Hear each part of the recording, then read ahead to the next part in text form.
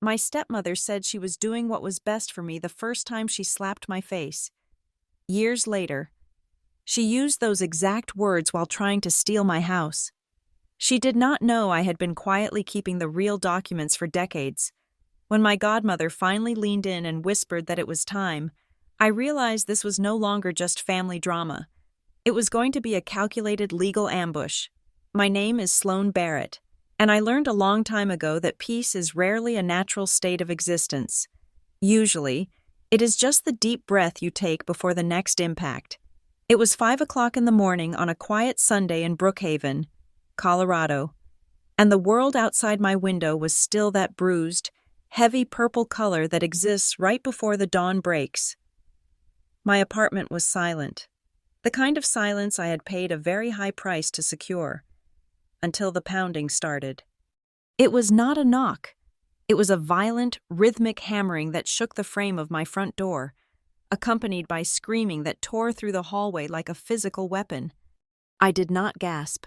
I did not freeze. I rolled out of bed and hit the floor in a crouch, my heart hammering a steady, violent rhythm against my ribs, but my mind was already cold and clear. This was the muscle memory of a senior analyst at Northline Risk Systems kicking in. I had spent the last 7 years of my life predicting corporate disasters, mitigating security breaches, and staring at worst-case scenarios until they looked like boring data points. I lived in a constant state of high-alert readiness. I knew exactly where my phone was. I knew exactly where my exits were. But in all my years of risk assessment, I had never built a model where the breach came from the people who shared my last name. I moved silently across the living room floor, avoiding the creaky board near the kitchen island. The screaming outside escalated. It was a voice that used to make my stomach turn over when I was 16 years old. A voice that sounded like grinding glass disguised as maternal concern. I pressed my eye to the peephole. The fisheye lens distorted the hallway, bending the straight lines of the corridor into a funhouse tunnel. But the figures standing there were unmistakably real. Marla, my stepmother. She was wearing a beige trench coat over her silk pajamas, her hair wild and unbrushed, her face contorted into that familiar mask of performative outrage she always wore when she wanted something. She was screaming at a terrified locksmith and the night shift building manager, a man named Gary who looked like he wanted to dissolve into the carpet. "This is a family emergency," Marla shrieked, her voice echoing off the elevator doors. "This is our property. She has changed the locks illegally. Open this door immediately."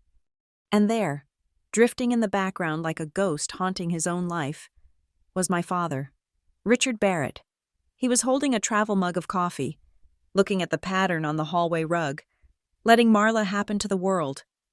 He looked older than I remembered, his shoulders slumped in that permanent posture of defeat, implying that he was just a helpless passenger in Marla's vehicle. I felt a spike of anger so sharp it almost tasted like copper in my mouth, but I swallowed it down. Anger was a variable I could not afford. Not today. I stepped back from the door and grabbed the thick, manila folder from my nightstand. I had slept with it near me for 3 months. It contained the deed, the mortgage papers, the bank transfer records, and the certified copy of the original will. It was my shield. I undid the deadbolt with a loud click, but I left the heavy security chain engaged. I cracked the door 3 inches. Marla lunged at the gap immediately, her face pressing into the slice of open space. Her eyes were wide, rimmed with red, looking for any weakness she could exploit. "Open this door! Sloane, now!"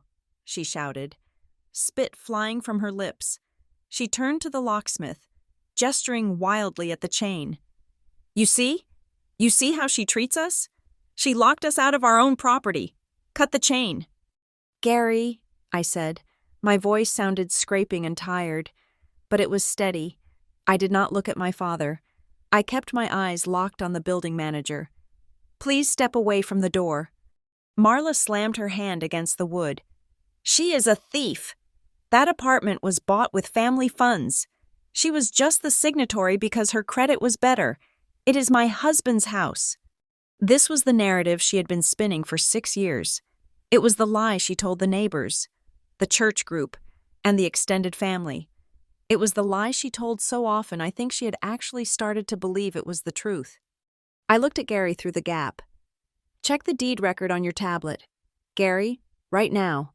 Gary blinked, looking between me and the raging woman in the trench coat. He fumbled with the iPad he used for maintenance requests. "Check the title," I repeated, my voice dropping an octave, cutting under Marla's screeching. "Tell me whose name is on the title. Does it say Richard Barrett? Does it say Marla Barrett?" Marla tried to grab the tablet from him, but Gary pulled it back. He tapped the screen, his brow furrowing as he scrolled through the unit information. The hallway went quiet for 3 seconds, the silence heavy and suffocating. "It says Sloane Barrett," Gary said, his voice small. He looked up, relief washing over his face that he had a bureaucratic reason to stop. "Sole owner, no co-signers, the mortgage is in her name too." Marla turned a mottled shade of crimson. For a split second, the facts hit her, and she faltered, but Marla was a master of the pivot. If she could not be the owner, she would be the victim. If she could not be the victim, she would be the savior dealing with a tragedy. She let out a sob, a jagged, theatrical sound that echoed in the stairwell.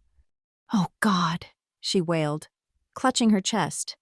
"It is worse than I thought. She is having an episode. Look at her. Look at her eyes. She is mentally unstable. Gary, you have to help us. We are here to take her into protective custody. She needs a conservatorship." My father finally looked up. He took a sip of his coffee. He did not say a word to correct her. He just watched me through the crack in the door, his eyes pleading with me to just give in, to just open the door and let Marla win so the noise would stop. That was his entire parenting strategy. Surrender to the loudest voice in the room. The locksmith, a burly man in blue coveralls who had clearly been dragged out of bed with a promise of triple pay, began backing away toward the elevators. He looked at the tool bag in his hand like it was evidence of a crime. "Ma'am," the locksmith said, looking at me through the gap. "Do you want me to call the police? I was told this was a lockout for an elderly owner." "I have already filed a temporary restraining order against Marla Barrett for domestic violence," I said calmly. The words felt heavy and solid, like stones I was placing on a wall. "It has not been served yet because she has been evading the process server for 4 days. But if you touch this lock, or if you help her bypass this chain, you are aiding in a felony breaking and entering. And since I work for a security firm, I can assure you that the camera inside my entryway is recording your face right now." The locksmith went pale. He dropped his bag. "I am out. I am done, lady. Do not call me again." Marla screamed as he walked away. "Liar! She is a liar!" She threw herself against the door, her fingers clawing at the wood. "She beats me. She abuses her poor father. We are just trying to help her. She is sick. She is dangerous." The accusation hung in the air, grotesque and inverted. I remembered the feel of her hand impacting my cheekbone when I was 22. I remembered the way she had shoved me into the granite countertop when I refused to give her my debit card PIN. I remembered the bruises I had covered with long sleeves in the summer, and now she was standing in my hallway, painting herself as the martyr. I did not shout back. I did not cry. I opened the folder in my hand and pulled out a printed email. I held it up to the crack in the door, displaying it to Gary and my father. "This is from my attorney," I said, reading the text aloud, my voice devoid of any emotion. "It was sent to your email address yesterday, Marla, and we have the read receipt. Any attempt to access, transfer, encumber, or enter the property at 402 Highland Avenue without the express written consent of Sloane Barrett constitutes fraud and harassment and will be prosecuted to the fullest extent of the law." I looked at my father. "Dad," I said, "go home." He flinched. "Sloane, honey," he started, his voice weak. "She is just worried about you. We just want to talk. We just want to come inside and have coffee and sort out the papers." "There are no papers to sort out," I said. Suddenly, the elevator doors slid open with a cheerful ding. Mrs. Gable, my 70-year-old neighbor, stepped out holding the leash of her golden retriever. She stopped, staring at the scene, Marla clawing at the doorframe, Gary looking terrified, and my father cowering with his coffee. Marla froze. The presence of a witness, a real witness from the outside world, cut her strings. She instantly straightened her trench coat. She smoothed her hair. She wiped the fake tears from her cheeks with a terrifying speed.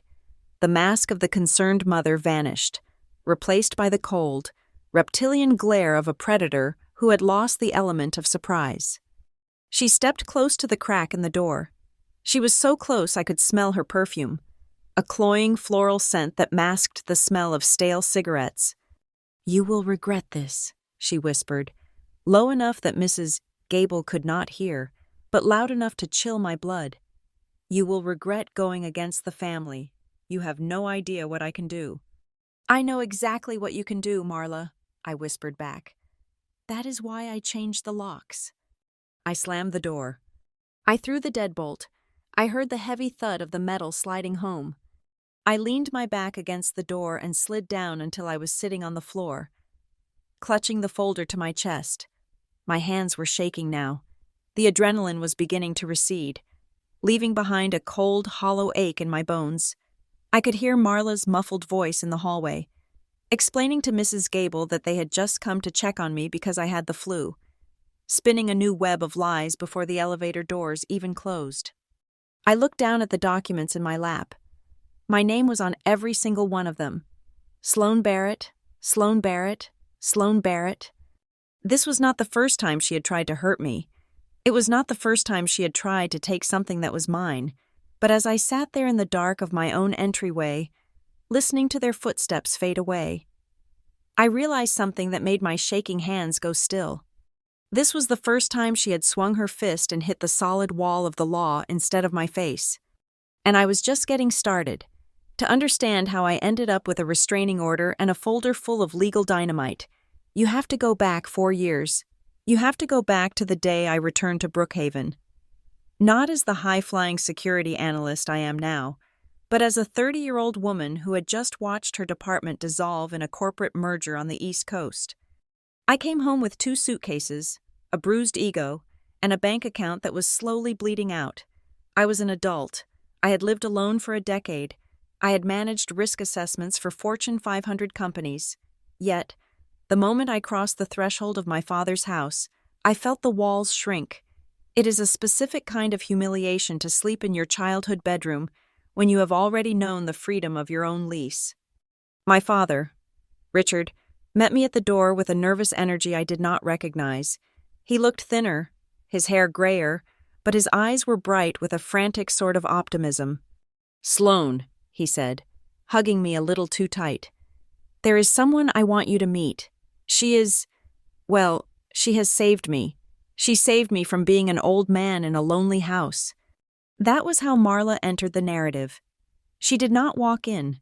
She materialized, descending the stairs in a cloud of perfume that smelled like gardenias and aggression. She was beautiful in a sharp, angular way, like a knife that had been polished until it gleamed. The first dinner set the tone for the rest of my life. We sat at the dining table I had grown up eating at, but everything felt wrong. The placemats were new, the lighting was different, and Marla sat at the head of the table, a spot my mother used to occupy, directing the conversation like a traffic cop. "So," Marla said, picking at her salad, "Richard tells me you were let go. That must be embarrassing, at your age." I paused, my fork hovering halfway to my mouth. The entire division was laid off. Marla, it was a restructuring. It happens in tech. She hummed, a low dismissive sound in her throat. "I suppose, but a woman with the right temperament usually finds a way to stay useful. Maybe you were just too independent. Men do not like women who think they know everything. Bosses do not like it either." I looked at my father. He was staring intently at his roast chicken, cutting it into tiny, precise squares. He did not look up. He did not defend me.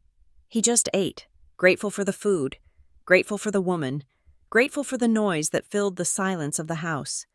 That was the psychological violence. The physical violence came 3 weeks later. I had left my purse on the kitchen counter while I went to answer a phone call about a potential consulting gig. When I came back, I found Marla standing by the refrigerator, holding my wallet. She had my credit card in her hand and was writing the numbers down on a notepad.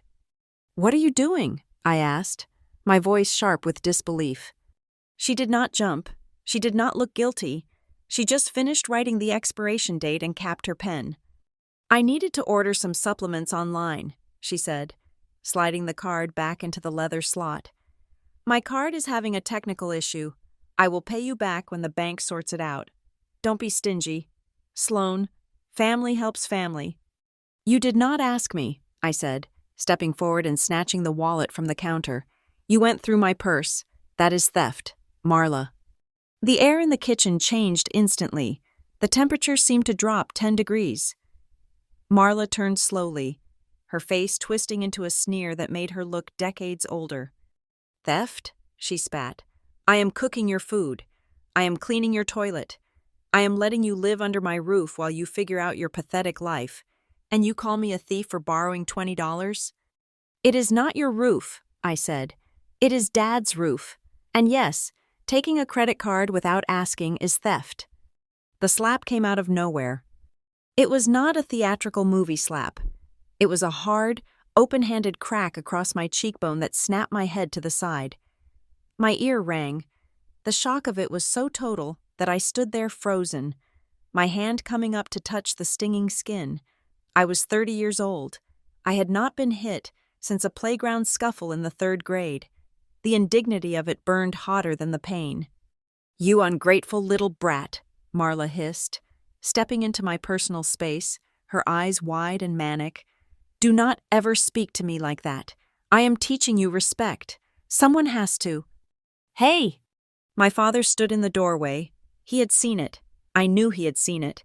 He was clutching his newspaper, his knuckles white. "Dad," I said, my voice shaking. "She just hit me." My father looked at me, then he looked at Marla, who was already melting into tears, her posture shifting from aggressor to victim in the span of a heartbeat. "He upset me. Richard," Marla sobbed, covering her face.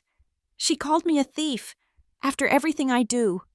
My father let out a long, ragged sigh. He walked over, not to me, but to the space between us. He put a hand on Marla's shoulder, but he looked at me. "Sloan," he said, his voice pleading, "don't make a big deal out of this. Marla is sensitive. You know how she gets when she is stressed. Just let it go. For me, please." I stared at him, the man who had taught me to ride a bike, the man who had paid for my self-defense classes. He was asking me to accept assault as the price of admission for his happiness. "She hit me, Dad," I repeated, softly. "It was just a little spat," he mumbled, avoiding my eyes. "Just a conflict. Don't blow it out of proportion." That was the moment I realized I was alone. From that day on, the dynamic shifted. Marla knew she had immunity. She began to construct a narrative about me, brick by brick, whenever I disagreed with her. Whenever I pointed out a discrepancy in the grocery bill, she would sigh loudly and touch her temple. "Sloan is having one of her days," she would tell the neighbors over the fence. "She is very difficult. She has some psychological struggles. We are trying to be patient." She turned me into the problem child, and because I was living there, because I was currently unemployed, the label stuck. My role in the house devolved into that of a servant. Marla stopped cleaning. She stopped cooking.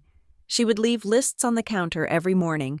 Market, dry cleaners, fix the leak in the guest bathroom, call the internet company. And then there was the money. I had managed to pick up some freelance remote work, analyzing data for a former colleague. It was not a lot, but it was income. Marla sniffed it out immediately. Suddenly, the household expenses skyrocketed. "The electric bill is double this month because of your computer," she would say, handing me an invoice for $300. "You need to pay it." "The roof needs a patch," she would announce. "Your father cannot afford it. Unless you want him to have a heart attack from the stress, you will handle it." I paid. I paid for the groceries. I paid for the cable. I paid for the repairs. And every time I transferred money or handed over cash, Marla would open a small, leather-bound notebook she kept in the junk drawer. She would write it down. At first, I thought she was tracking household expenses. Then, one day, I opened it while she was out. The header on the page read, "Evidence of Sloane's debt to family." She was not tracking my contributions. She was twisting them. She had notes next to the amounts. Sloane paid electric bill, guilt money for being lazy. Sloane bought groceries, minimum effort. She was framing my financial support as penance for my existence. Her control became physical. She needed to know where I was every second of the day. If I went for a run, she would be waiting by the door when I got back, checking her watch. "You were gone for 50 minutes, she would say, her eyes narrowing. "The park loop only takes 30. Who were you meeting? Are you hiding things from us? Are you doing drugs?" "I was running, Marla," I would say, trying to push past her. She would block my path. She would grab my arm, her fingers digging into the soft flesh of my bicep hard enough to leave marks. "Do not walk away from me when I'm speaking to you," she would scream, shoving me backward.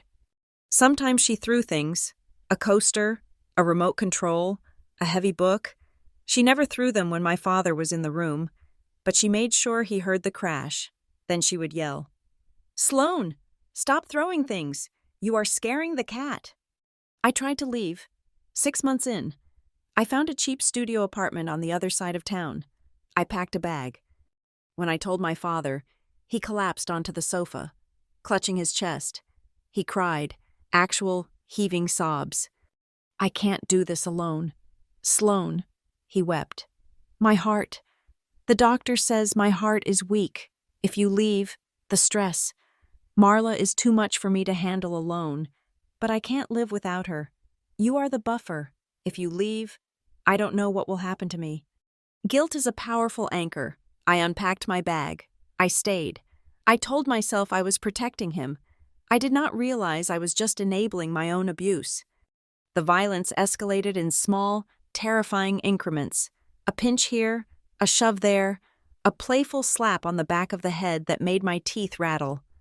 But the worst incident happened on a Tuesday night in November. I had just been paid for a large consulting project, $2,000. I made the mistake of mentioning it to my father at dinner, hoping he would be proud of me. An hour later, Marla cornered me in the hallway.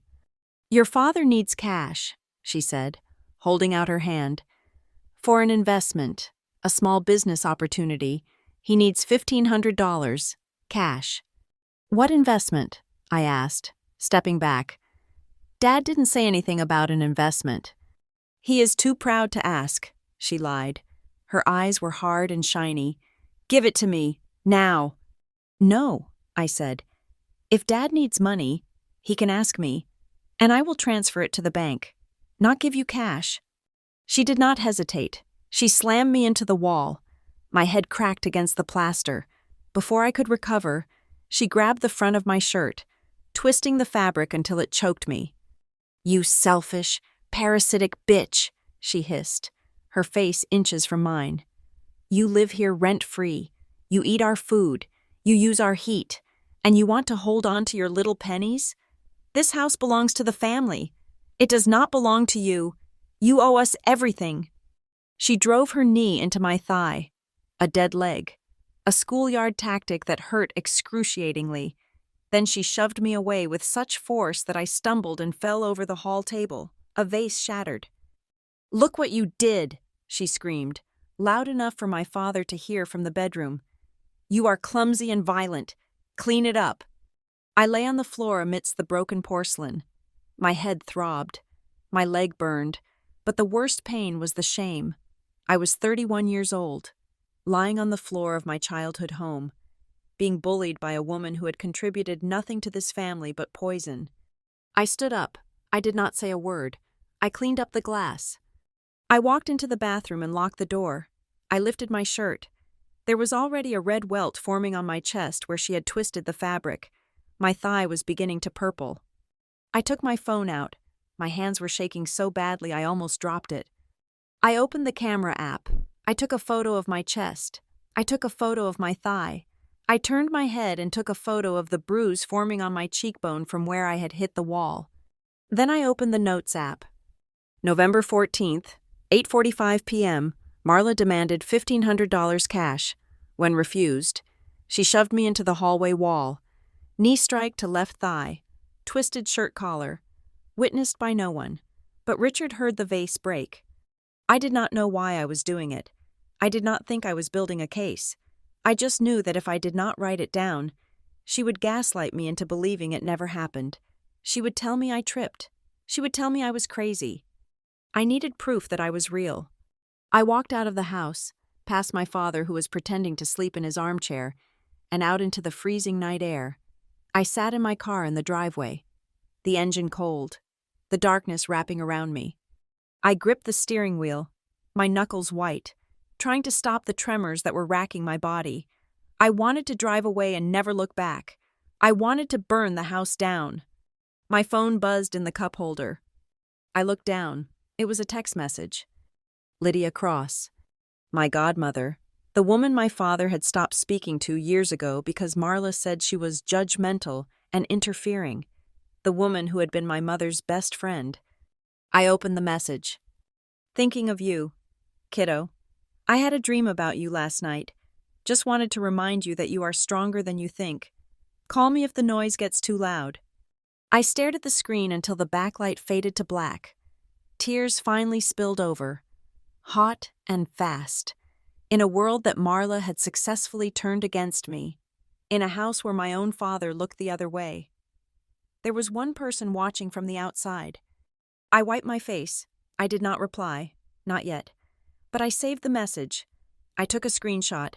And then, with a trembling finger, I moved the photo of my bruise and the screenshot of the text into a new, hidden folder on my phone.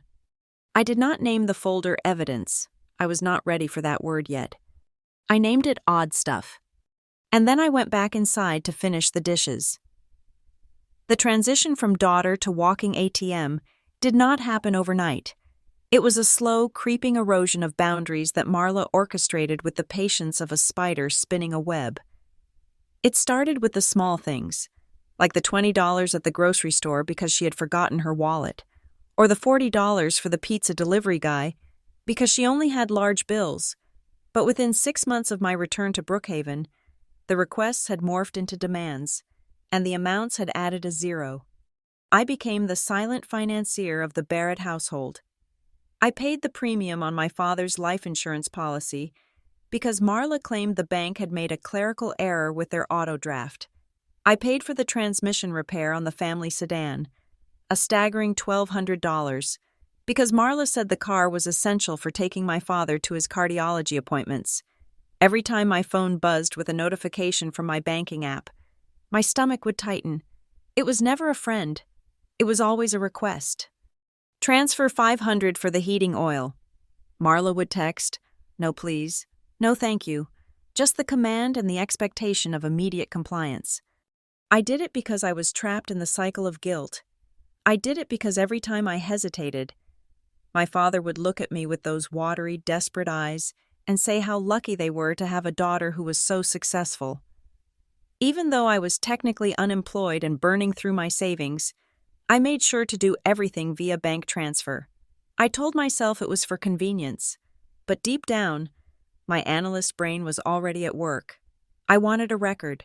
I wanted a paper trail that proved I was not the burden Marla claimed I was. Then came the idea for the refinance. It was a Tuesday evening, and Marla had made a pot roast, a rare occurrence that usually signaled she wanted something significant. She waited until my father was halfway through his meal before she laid her hand over his. "Richard," she said, her voice dripping with syrup, "we need to talk about the house. The interest rate on the mortgage is killing us. If we refinance now, we could save $600 a month. Think of what we could do with that. We could finally fix the deck. We could take a trip." My father nodded, chewing slowly. "That sounds smart, Marla. But with my credit score being what it is after the medical bills..." "That is why we have Sloan," Marla said, turning her gaze on me. Her eyes were flat and unblinking. "Sloan has excellent credit. She can come on as a co-applicant. It helps the family. And in return, we will make sure her name is on the deed as a co-owner with rights of survivorship. That way, the house is secured for everyone. It sounded logical. It sounded fair. In the current American housing market, protecting an asset like that was just good financial sense. I agreed to go to a meeting with a mortgage broker she had found. 2 days later, I sat in a small, beige office in a strip mall downtown. The broker was a woman named Brenda, who smelled like peppermint and looked exhausted. Marla had accidentally double-booked a hair appointment and claimed she would meet us there late, so it was just me and Brenda for the first 10 minutes. Brenda was shuffling through a stack of paperwork, highlighting signature lines in yellow. "Your stepmother is very organized," Brenda said, making small talk. "She sent over all the title transfer requests yesterday. It is usually a hassle to get the quitclaim deeds drawn up so fast." I frowned. Quitclaim? I thought we were just refinancing the existing mortgage and adding me to the title. Brenda stopped highlighting. She looked up over her reading glasses. "Oh, no. The paperwork Mrs. Barrett submitted is to refinance the loan using your income and credit profile as a guarantor. But the title transfer request is to move the property into a tenancy by the entirety for her and your father only. She said it was for marriage tax benefits." The room went very still. The air conditioning vent hummed loudly above us. "So," I said, my voice carefully neutral, "I would be on the hook for the debt, but my name would be removed from any ownership claim?" "Well, effectively, yes," Brenda said, looking uncomfortable. "I assumed you knew. She said it was a family arrangement." When Marla finally breezed into the office 10 minutes later, carrying a latte and looking flustered, I was waiting for her in the parking lot. I did not yell. I simply told her what Brenda had said. I expected her to deny it. I expected her to blame Brenda. Instead, Marla went on the offensive. Her face crumbled instantly into a mask of tragic devastation. "I cannot believe this," she wailed, right there on the sidewalk next to a dry cleaner. "I try to protect your father's tax liability. I try to be a prudent wife, and you look at me like I'm a criminal? Do you know how hard I work? Sloan, do you know how many pairs of your father's underwear I wash? I cook, I clean, I manage his pills. And you think because you throw a little money at us, you own us?" "It is not about owning, Marla," I said, trying to keep my voice low as people walked by. "You tried to trick me into signing a debt for a house I would not own." "It is for the marriage," she screamed. "You do not understand because you are alone. Sloan, you are 30 years old and you are alone. You do not understand how marriage assets work." My father, who had been waiting in the car, scrambled out when he heard the shouting. He looked between us, panic rising in his chest. "Stop it, please," he begged, looking at me. "Sloan, honey, just sign the papers. What does it matter whose name is on the sheet? It is all going to be yours eventually anyway. When we are gone, you get everything. You know that." "Not if her name is the only one on the deed. Dad," I said, "if she outlives you, she gets it all. That is how the law works." "You are wishing death on me now?" Marla shrieked. "Richard, do you hear her? She wants me dead so she can have the house." My father turned to me, his face hardening. "Sloan, that is enough. Apologize to Marla. She is just trying to manage the estate. You are making this complicated because you have trust issues." I stared at him. The betrayal was a physical blow to the gut. He was choosing her lies over my logic because her lies were louder. In the end, we compromised. Or rather, I capitulated because I could not handle my father's tears. I refused to sign the full mortgage guarantee. But Marla convinced my father that they needed me to sign a limited power of attorney for banking transactions. She claimed it was just to help move funds around for the closing costs if I was not physically present at the bank. "It is just a formality," my father said, handing me the pen at the bank the next day. "It is limited, Sloan. See? It says limited right there at the top." I read the document. It authorized Marla to handle banking transactions necessary for household maintenance and refinancing. It seemed specific enough. I thought I was being smart. I thought I was retaining control. I signed it in front of a notary who had coffee breath and did not look me in the eye. I did not know then that household maintenance is a phrase wide enough to drive a truck through if you have a lawyer who knows how to squint at it the right way. The atmosphere in the house after that was poisonous. Marla punished me for the scene at the broker's office by launching a whisper campaign. She did not do it to my face. She did it at the grocery store, at the post office, and at the Sunday service I had stopped attending. She would lean in close to my Aunt Linda or the church deacon, lowering her voice to a conspiratorial whisper. "We are so worried about Sloane. Losing that big job on the East Coast really broke something in her. She is unstable, paranoiac. She thinks everyone is stealing from her. We are trying to get her to see a therapist, but she is very resistant." She was planting the seeds. She was building a preseason defense for a war I did not even know we were fighting yet. 2 months later, I finally got a lifeline. Northline Risk Systems, a competitor to my old firm, offered me a senior position at their Denver branch. It was a 40-minute drive from Brookhaven, but it paid well, and more importantly, it offered me an exit. I signed the lease on a modern, secure apartment in the city center the same day I got the offer. I packed my things in a frenzy, feeling like a prisoner escaping a camp. When I told my father I was moving out, he looked devastated, but Marla looked triumphant. She helped me pack. She actually hummed while she folded my clothes. "It is for the best," she said, smiling. "You need your own space. A woman your age should not be living with her parents. It is untoward." I moved out on a Saturday. On Sunday morning, I realized I had left my winter coat and a box of books in the hall closet. I drove back to the house, feeling lighter than I had in a year. I put my key in the lock. It did not turn. I jiggled it. I pulled it out and tried again. Nothing. The lock was new. The brass was shiny and unscratched. I rang the doorbell. Marla opened the door, but she did not open the screen door. She stood behind the mesh like a guard at a prison gate. "I changed the locks," she said casually, wiping her hands on a dish towel. "For security, since you do not live here anymore, we could not have a key floating around out there." "I was here yesterday, Marla," I said, stunned. "This is my childhood home. I have stuff inside." "You are a guest now," she said. "Guests call first. You cannot just barge in. This is a married couple's home. We need privacy." My father was nowhere to be seen.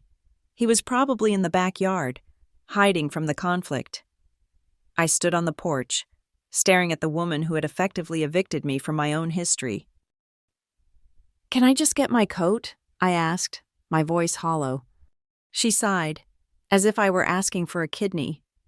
She unlocked the screen door and let me step into the foyer, but she watched me like a hawk.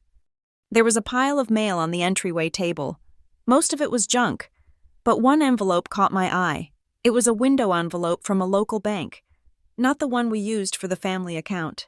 Through the plastic window, I saw the addressee, Sloane Barrett and M.B. Interiors, LLC. I frowned. I picked it up. "What is this?" Marla snatched it out of my hand faster than a cobra striking. "That is nothing," she said, shoving it into her apron pocket. "Just business junk mail." "It has my name on it," I said. "And what is M.B. Interiors? Is that you? Marla Barrett Interiors?" "I am starting a small design consulting business," she said, smoothing her apron, regaining her composure. "I used your name on the incorporation papers for tax purposes, since you are in a lower tax bracket right now because of your unemployment gap year." "I am not in a lower tax bracket. Marla," I said, my analyst brain suddenly firing on all cylinders. "I just started a 6-figure job, and you cannot just put my name on a business without my signature." "I have your signature," she said, her voice icy. "You signed the power of attorney. It covers financial structures for the household. This business will support the household. Therefore, it is covered." "That is not how that works," I said, stepping closer. "That is fraud." "Oh, grow up," she sneered, turning her back on me. "You do not understand how adults handle money in America. You think everything is black and white. It is just a tax structure. Stop being so dramatic. Do you want the coat or not? I took my coat. I took my box of books. I walked out of that house, and I did not look back at my father, who was watching me from the kitchen window with a look of helpless sorrow. I drove straight to my new apartment. I did not unpack my clothes. I sat down at my kitchen island and opened my laptop. I logged into the state business registry. I searched for Mubby, Interiors LLC. There it was. Registered agent, Marla Barrett. Co-owner, Sloan Barrett. Then I logged into my credit report. I requested a full file from all 3 bureaus. I began to see the inquiries, small ones at first, a store credit card applied for in my name, a query from a small business loan provider. I felt a cold chill wash over me. The limited power of attorney I had signed was being used as a skeleton key. She was not just spending my money, she was attaching my identity to her debts. I took my phone out. I started photographing everything, the screenshot of the business registry, the credit report, the emails she had sent me asking for money. I scanned the receipts I'd kept in my wallet. I downloaded the bank statements from the last year, highlighting every transfer I had made to her. I created a new folder on my laptop's encrypted drive. I did not name it Family. I did not name it Finances. I named it Odd Stuff.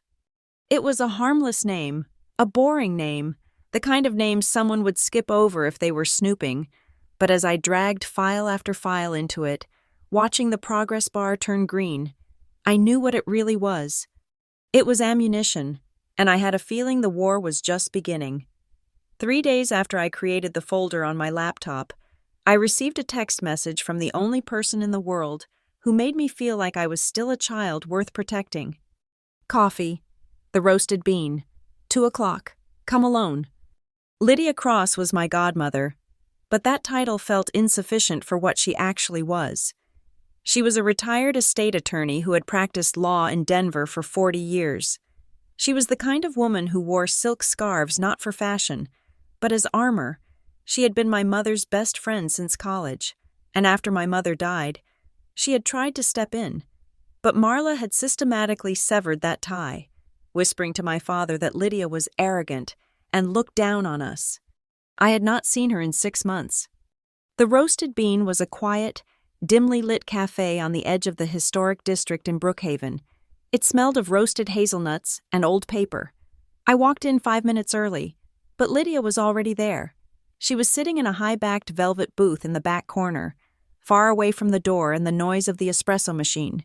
She was wearing a sharp navy blazer and reading the Wall Street Journal with a pair of gold-rimmed reading glasses perched on her nose. When she saw me, she did not smile immediately. She scanned me. It was a professional assessment, the way a lawyer looks at a client to gauge their stability before a deposition. Then, her face softened.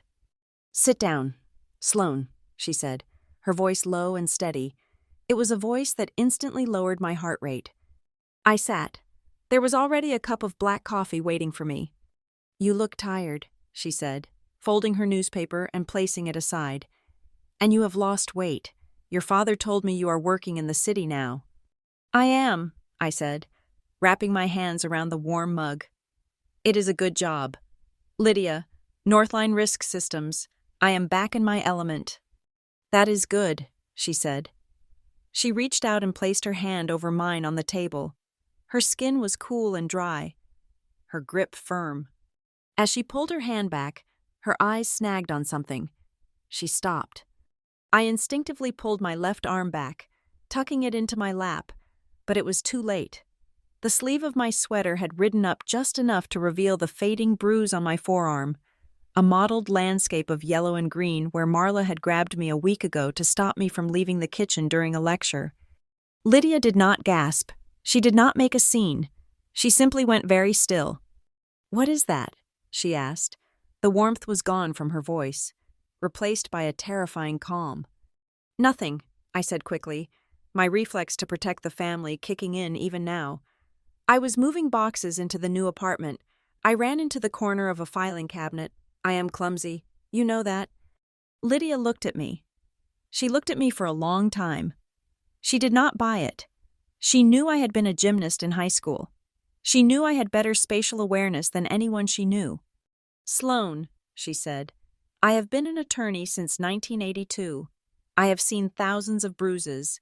I know what a cabinet impact looks like, and I know what fingers look like." I looked down at my coffee. The shame washed over me again, hot and suffocating. "It is complicated," I whispered. "It is never complicated," Lydia corrected me gently. "It is usually very simple, just very painful to say out loud." Did she do that? I nodded. The movement was so small it was barely a tremor. Lydia let out a breath through her nose. She took a sip of her tea. She did not ask why or how. She went straight to the logistics. "Has she hit you before?" "A few times," I admitted, the words tumbling out now that the seal was broken. "A slap here and there, a shove. It usually happens when we argue about money, or when I try to leave a room before she has finished talking." "And you are 30 years old," Lydia said, not as a judgment, but as a statement of fact.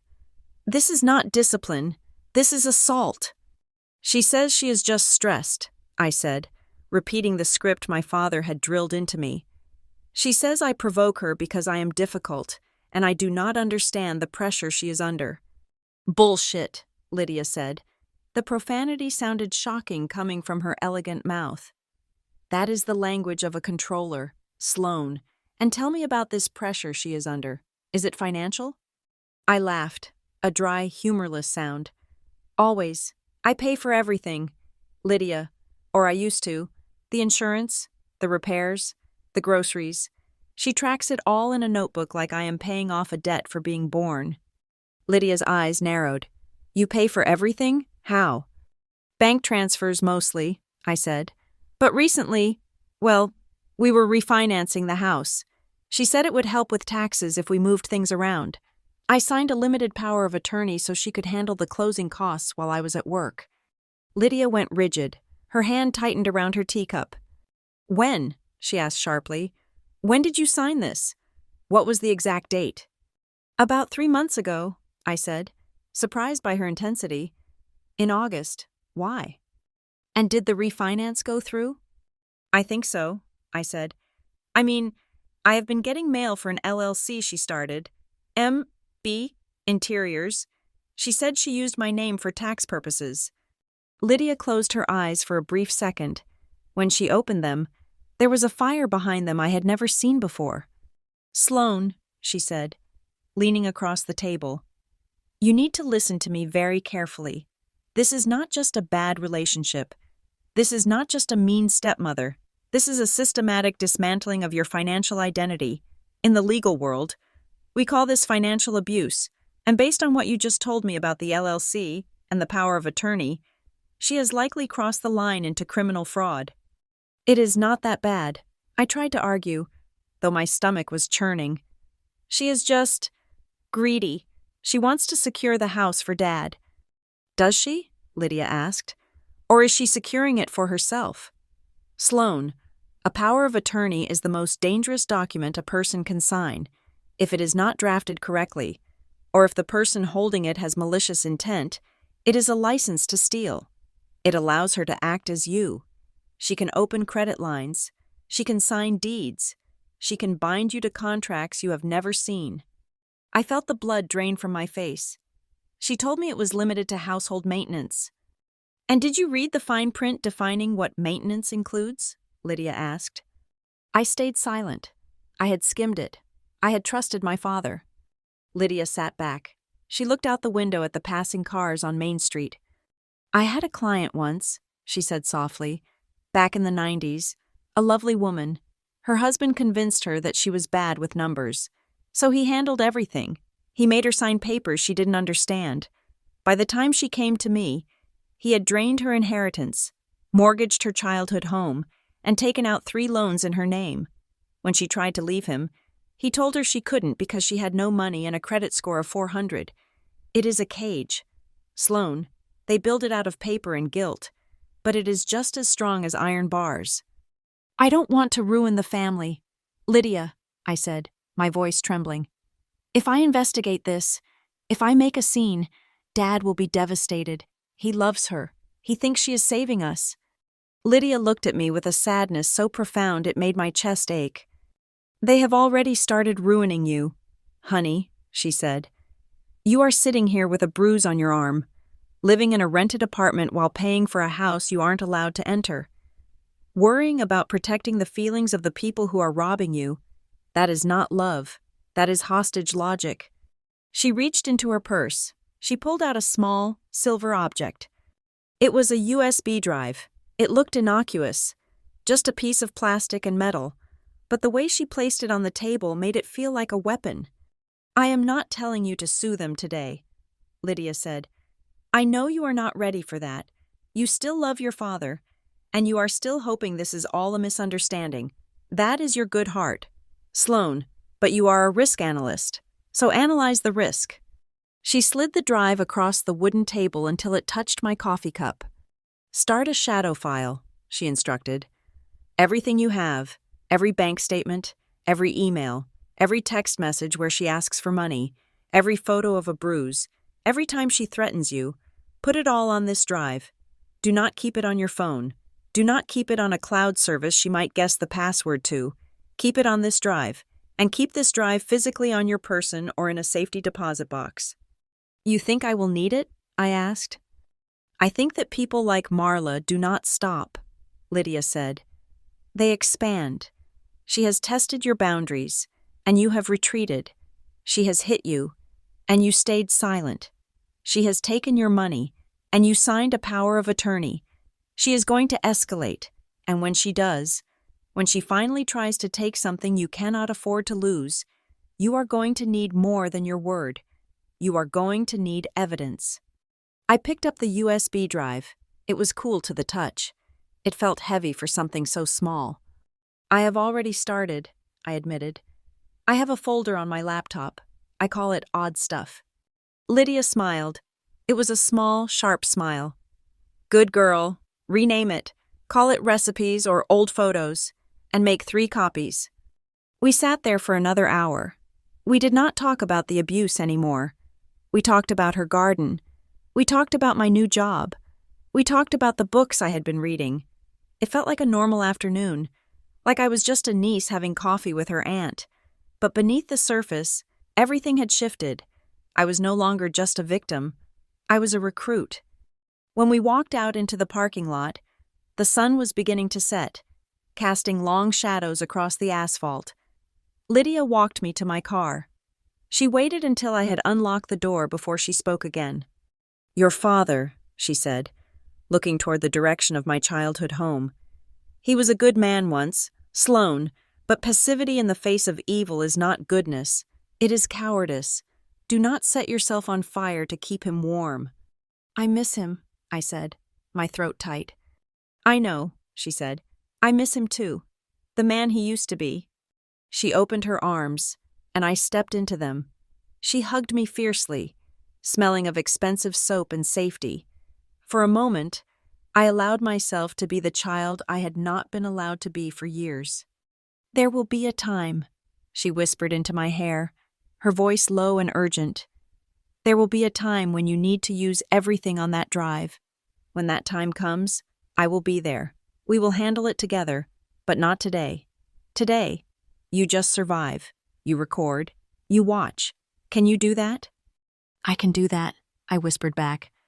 "Good." She pulled away, smoothing my hair back from my forehead. She looked me in the eye, and I saw the steel again. "Go home. Sloane, lock your door, and do not sign another piece of paper without showing it to me first." I watched her drive away in her sensible silver sedan. I stood in the parking lot, clutching the USB drive in my pocket. For the first time in months, the panic that usually sat in my chest was replaced by something else. It was cold. It was heavy. It was clarity. I was not just suffering anymore. I was preparing. The decline of my father, Richard Barrett, was not a crash, but a slow, agonizing erosion over the next 18 months.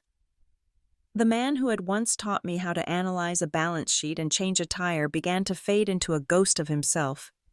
His heart condition worsened, compounded by a series of small strokes that left his memory Swiss kiosked and his spirit brittle. I watched it happen from a distance, or as close as Marla would allow me to get. She had erected a fortress around him, built of pill bottles, appointment calendars, and medical jargon she barely understood but wielded like a weapon.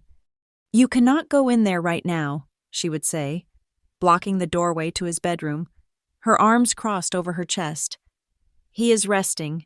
The doctor said no overstimulation. And frankly, Sloane, your presence stresses him out. You remind him of all the things he failed to fix." She controlled the narrative of his health just as she controlled the narrative of our family history. She took over his phone. She managed his email. If I wanted to speak to my father, I had to call the landline, which Marla monitored on the speaker in the kitchen. "I am just making sure he doesn't get confused," she claimed. But my analyst brain was still running in the background. I began to notice discrepancies in the insurance statements that occasionally slipped through to the shared digital health portal I still had access to, a password Marla had forgotten to change. I saw charges for equipment we never had, a high-end motorized wheelchair billed at $4,000, specialized physical therapy sessions 3 times a week that I knew for a fact he was not attending because I sat in my car down the street and watched the house for hours, seeing no one come or go. I cornered his cardiologist, Dr. Evans, in the hospital corridor during one of my father's admissions for fluid retention. "The billing shows a request for home nursing care 12 hours a day," I said, holding up my phone. "My father is alone with Marla all day. There is no nurse." Dr. Evans looked uncomfortable. He shifted his clipboard. "Mrs. Barrett was very insistent that we code the maximum allowable support for insurance purposes. She said she was hiring private contractors and needed the reimbursement." "Is she hiring them?" I asked. "I am a doctor, Sloane, not an auditor," he said, stepping around me. "Your stepmother has medical power of attorney. If you have questions about the care plan, you have to ask her." I went back to the room. My father was awake, staring at the ceiling, looking small and gray against the white sheets. Marla had gone to the cafeteria. It was my only window. I took his hand. It felt like paper, dry and fragile. "Dad," I whispered, "we need to talk about the paperwork, the will. Did you change anything recently?" He blinked, turning his head slowly to look at me. His eyes were cloudy, swimming in a haze of medication and fatigue. "The papers," he murmured. "Marla brought the papers, for the address." "What address, Dad?" I pressed, keeping my voice steady despite the panic rising in my throat. "We haven't moved." "The update," he said, his brow furrowing in distress. She said the bank needed an address update, or they would freeze the accounts. I signed the update. Did I do it wrong?" My stomach dropped. It was the oldest trick in the book. Slip a significant legal document into a stack of mundane administrative forms. Tell a confused, trusting elderly person it is just for the file. "It is okay, Dad," I lied, smoothing the hair back from his forehead. "You did nothing wrong. Just rest." I wanted to shake him. I wanted to scream. But looking at him, I realized the man who could have protected me was already gone. All that was left was a vessel, and Marla was steering it straight into the rocks. The end came on a Tuesday night in November. I was working late at the Northline office in Denver, burying myself in a risk assessment for a logistics firm, when my cell phone rang. It was not the family landline. It was a local number I did not recognize. "Is this Sloane Barrett?" a woman's voice asked. She sounded kind, which immediately terrified me. "Yes." "This is Sarah, a charge nurse at Brookhaven General. I am so sorry to call you like this, but I thought someone should tell you. Your father passed away 20 minutes ago." The world stopped, the hum of the server room, the traffic outside, the beat of my own heart. It all went silent. "Who is with him?" I asked, my voice sounding like it was coming from underwater. "His wife is here," the nurse said, lowering her voice. "She is filling out the paperwork. I asked her if she wanted me to call you, and she said she would handle it later. She said you were busy with work and shouldn't be disturbed, but that didn't sit right with me. Rage is a peculiar thing. It can burn hot. but when it gets hot enough, it turns cold. Ice cold. "Thank you, Sarah," I said. "I am on my way." I drove the 40 miles to Brookhaven in silence. I did not cry. I did not scream. I planned. I rehearsed. I prepared myself for the performance I knew was waiting for me. The funeral was held 3 days later at St. Jude's, the church my mother had loved. Marla had orchestrated the entire event as a monument to her own martyrdom. The flowers were lilies, expensive, choking, and excessive. The music was mournful and dramatic.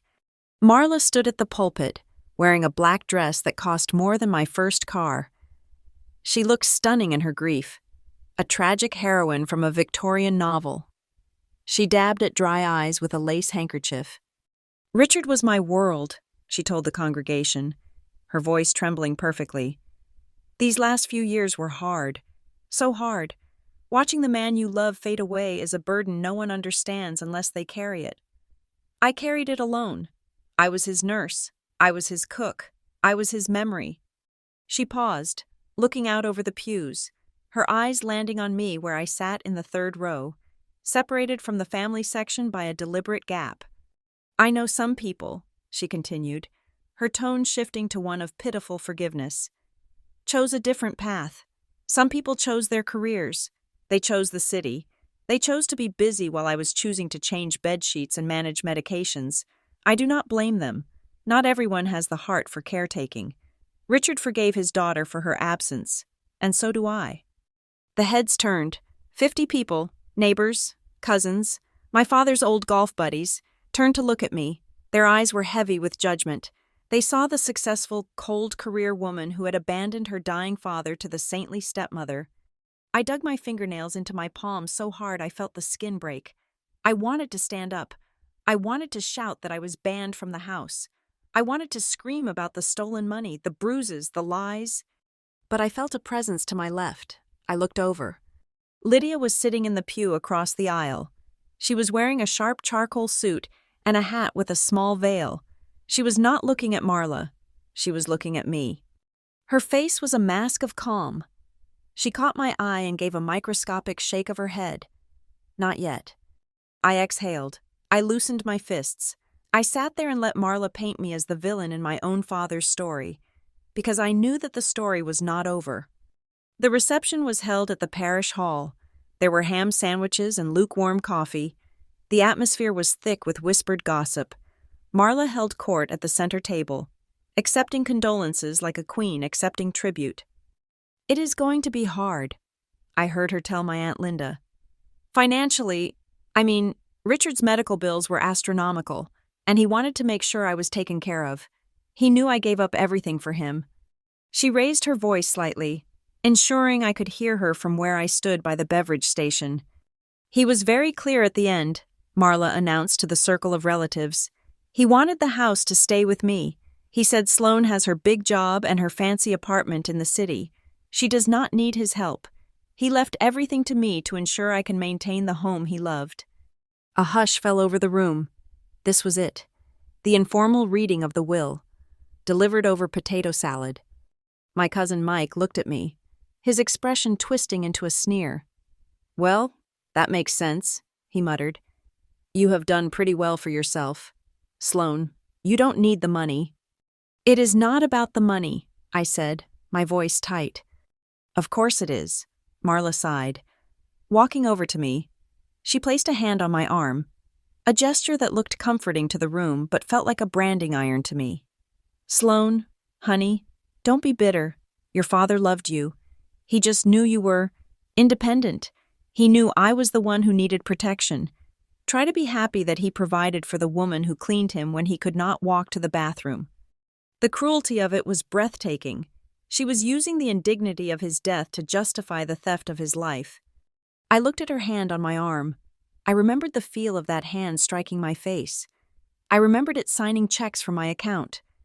"Take your hand off me, Marla," I said. "Sloane," Aunt Linda gasped. "This is a funeral." "It is okay, Linda," Marla said, stepping back with a sad smile. "She is grieving. Grief makes people selfish. I forgive her." I turned and walked out. If I had stayed 1 second longer, I would have done something that would have landed me in a cell, and that was exactly what Marla wanted. I walked out into the cold November evening. The sun had set, and the parking lot was dark, illuminated only by a few flickering street lamps. The air smelled of dead leaves and coming snow. I leaned against my car, shaking, not from cold, but from the adrenaline of suppressed violence. I felt entirely alone. My father was dead. My reputation was in tatters. My inheritance was gone. "Breathe," a voice said from the shadows. Lydia stepped out from between two SUVs. She looked like a wraith in the darkness, her face pale but her eyes burning with that familiar, sharp intelligence. "She is good," Lydia said, nodding toward the parish hall where the warm light spilled out onto the concrete. "I will give her that. She is very good at the long con." "She won." "Lydia," I said, my voice breaking. "She took the house. She took the money. She even took his memory. Everyone in there thinks I'm a monster." "Let them think what they want," Lydia said dismissively. "Public opinion is not legal tender, and she has not won anything yet. She has just declared victory before the war has actually started." Lydia walked over to her car, a vintage Mercedes parked under a lone oak tree. She popped the trunk. "Come here," she commanded. I walked over. Inside the trunk, sitting on the clean carpet, was a thick, heavy manila envelope. It looked old. The edges were slightly worn, and it had a red wax seal on the flap that had cracked with age. Lydia picked it up. She held it with both hands, treating it with more reverence than the priest had treated the Bible. "Your father was a weak man in his later years," Lydia said softly. "Marla broke him down, but he was not always weak, and he was not stupid. 10 years ago, before Marla got her claws all the way in. Richard came to see me. He was worried. He said he felt like he was losing control of his own checkbook." My heart hammered against my ribs. "He never told me that." "He was ashamed," Lydia said. "But he did something about it. He drafted a codicil, a failsafe, and he named me the executor, not her." She handed me the envelope. It felt heavy, like it contained lead rather than paper. "This is the original," Lydia whispered, leaning in close, her voice dropping to a conspiratorial hiss that sent shivers down my spine. "It predates the one Marla is waving around. It predates the marriage amendment, and it contains a clause that explicitly protects the assets derived from your mother's estate, including the down payment on the house and the primary investment account." She looked back at the parish hall, where Marla was likely toasting her victory with cheap wine. "She thinks she has erased you. Sloane, she thinks she has buried the truth along with your father." Lydia turned back to me, and in the pale light of the street lamp, she smiled. It was not a nice smile. It was the smile of a wolf that had just found the gate to the sheep pen unlatched. "It is time," she said. I looked down at the envelope in my hands. I ran my thumb over the wax seal. I thought about the bruises. I thought about the stolen money. I thought about my father dying alone while Marla calculated her payout. I looked up at Lydia. The tears were gone. The shaking had stopped. "What do we do first?" I asked. Lydia closed the trunk with a solid, final thud. "First," she said, "we let her file the fraudulent will. We let her commit the crime officially on the court record, and then we burn her world to the ground." We sat at the mahogany dining table in Lydia's apartment, the silence of the room heavy with the smell of dust and old paper. Outside, the city of Brookhaven was asleep, but inside, the lights were bright, casting long shadows across the documents spread out before us. Lydia used a silver letter opener to slit the seal of the envelope she had pulled from her trunk. The sound was sharp, like a zipper opening a body bag. She slid the contents out, a thick sheaf of papers stapled inside a blue legal backing. "This," Lydia said, smoothing the paper with her palm, "is what your father actually wanted." I leaned in. The document was titled Last Will and Testament of Richard James Barrett. The date at the bottom was October 12th, 2014. That was 2 years after he married Marla. but 3 years before his health began to truly decline. I read the primary clause. My breath hitched in my throat. I, Richard Barrett, being of sound mind, do hereby bequeath 75% of my liquid assets and the entirety of my real estate holdings to my daughter, Sloane Barrett, to my wife, Marla Barrett. I leave a life estate interest in the marital home, allowing her to reside there until her death or remarriage, at which point the property reverts to my daughter. He didn't leave her everything, I whispered, tracing the words. He only gave her the right to live there. He knew, Lydia said, her voice tight. Even back then, he knew she would try to cut you out.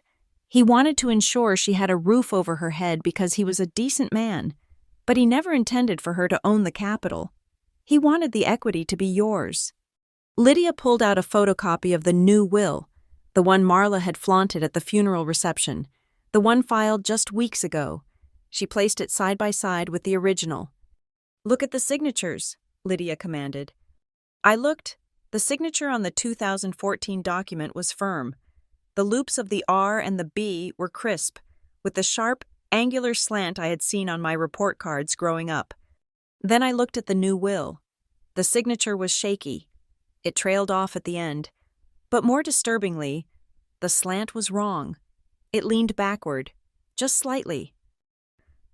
That was signed under duress, Lydia said, tapping the paper with her fingernail. Or it was traced by someone whose hand was shaking because they were committing a felony. Your father had a tremor in his right hand toward the end. Yes, but look at the pressure points.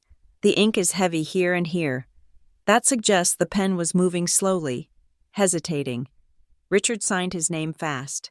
Even when he was sick, this looks like someone drawing a picture of a signature. I reached into my bag and pulled out the USB drive, the backup of my odd stuff folder. I have more, I said. I have been saving everything since the day we met at the coffee shop. Lydia booted up her laptop. We plugged in the drive. The screen filled with file names. Bank transfer requests, email threats, medical billing discrepancies, credit inquiries. My God, Lydia murmured, scrolling through the list. You really were watching. I had to, I said. I just didn't know how to put it together. We spent the next 4 hours building a war room. Lydia called a friend of hers, a man named David, who was a forensic accountant and specialized in elder financial abuse. It was nearly midnight, but he answered on the second ring. Lydia put him on speakerphone. I am looking at the scans you sent over. David's voice crackled through the phone. Lydia, look at the power of attorney document Sloane signed, the one dated August 4th. I pulled up the file. It was the scan I had managed to snag from Marla's desk one day when she was in the shower. I signed a limited power of attorney, I said to the phone. It was specifically for household maintenance and the refinancing closing costs. Read page 2, David said. I scrolled to page 2. My stomach turned over. The clause read, Principal grants the agent full and general authority to act on her behalf in all banking, real estate, and business incorporation matters, unlimited by time or scope. That is not what I signed, I said, my voice rising. I read that document. David, it said limited in the header. This says general. It is a page swap, David explained, his voice grim. It is a common trick. You sign page 3. The first page looks normal. Then, after you leave, they remove the middle page and staple in a new one with broader powers. Unless you initialed every single page, which most people don't do, it is very hard to prove. But wait, I said, my analyst brain firing. Look at the staple holes. I zoomed in on the high-resolution scan I had taken. In the top left corner of page 1, there was a single, clean puncture mark. On page 2, the hole was slightly jagged and elongated, as if the staple had been picked out and a new one forced through. She unstapled it, I said. She swapped the page and restapled it. That is why she insisted on taking the papers to the bank herself. And she used that power, David continued, to try and leverage the house. I ran a search on the property title this evening. There was an application for a home equity line of credit filed 6 months ago in the name of MB Interiors, secured by the Brookhaven property. She tried to pull $150,000 out of the house. Did she get it? Lydia asked sharply. No, David said. The bank flagged it. The loan officer noted a signature discrepancy on the guarantor line. That would be Sloane's line. Marla tried to forge your signature on the loan application, but she did a bad job. The bank denied the loan, but they didn't call the police. They just sent a rejection letter. That was the letter, I exclaimed. I saw a rejection letter from a bank in the trash months ago. Marla told me it was just a credit card offer she threw away. Lydia stood up and walked to the whiteboard she kept in her home office. She picked up a black marker. We need a timeline, she said. We need to map the medical decline against the financial aggression. If we can prove that the new will was signed during a period when Richard was medically incapacitated or heavily medicated, we can break it. I opened the medical folder. I have the dates of his hospital admissions. For the next hour, we worked in a frenzy. September 10th, Dad admitted for severe dehydration and confusion. September 12th, a withdrawal of $5,000 from the joint savings account. October 4th, Dad prescribed heavy sedatives for sleep. October 5th, the date on the new will. He was high as a kite, Lydia said, circling the date. There is no way he had the testamentary capacity to sign a complex legal document on October 5th. He probably didn't even know what day of the week it was. But the biggest revelation was yet to come. As we dug through the old bank records attached to the original will, Lydia paused at a file labeled Custodial Account 884. I almost forgot about this, Lydia said softly. Sloane, do you remember when you were 24, and you moved out for the first time because you and Marla had that huge fight about your car? I remember, I said. I slept in my Honda for 3 nights. Your father was heartbroken, Lydia said. He couldn't stand up to Marla publicly, but he came to me. He opened a separate investment account. He deposited $500 into it every single month from his personal pension allowance. The money Marla didn't track because it came as a paper check. She opened the file. He named me as the co-signer so Marla couldn't access it, Lydia continued. He called it the Escape Fund. He wanted you to have it when you were ready to buy your own place. I stared at the screen. The balance was significant. It wasn't millions, but with the compound interest over 8 years, it was substantial. He sent me a check for the down payment on my current apartment last year, I said, the realization washing over me. It was a cashier's check. He told me it was a bonus from his old company stock. I used that money to buy my condo in Denver. It wasn't stock, Lydia said. It was this account. That money was yours. Sloane, legally and morally. It was never family money in the way Marla claims. It was a gift from your father, shielded specifically from her. This changed everything. Marla's entire narrative, that I was a leech, that I had used her money to buy my luxury apartment, that I owed the family, was a lie. I had bought my freedom with money my father had hidden to save me. She has no claim on your current home, Lydia said firmly.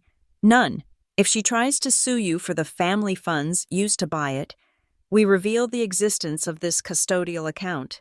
It proves Richard's intent was to separate his finances from hers regarding you. I sat back in the chair. The sun was beginning to rise over the city skyline, painting the room in gray and gold.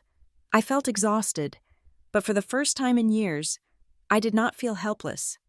I looked at the whiteboard covered in dates and dollar amounts. I looked at the forged signature on the screen. I looked at the staple holes on the power of attorney. I was not a grieving daughter anymore. I was a senior risk analyst at Northline Risk Systems, and I was looking at the clearest case of insider threat I had ever seen. The adversary was not a hacker or a corporate spy. It was a woman who liked lilies and played the victim, but the methodology was the same. Social engineering, privilege escalation, document forgery, asset misappropriation. What is the move? I asked Lydia, my voice steady. Lydia capped the marker. Step 1. We secure your perimeter. We file a preemptive motion to validate the title of your current apartment. Using the custodial account records as proof of funds, we cut off her ability to come after you." "And step 2?" I asked. "Step 2, Lydia said, her eyes cold, "is we challenge the will, but we do not just say it is unfair.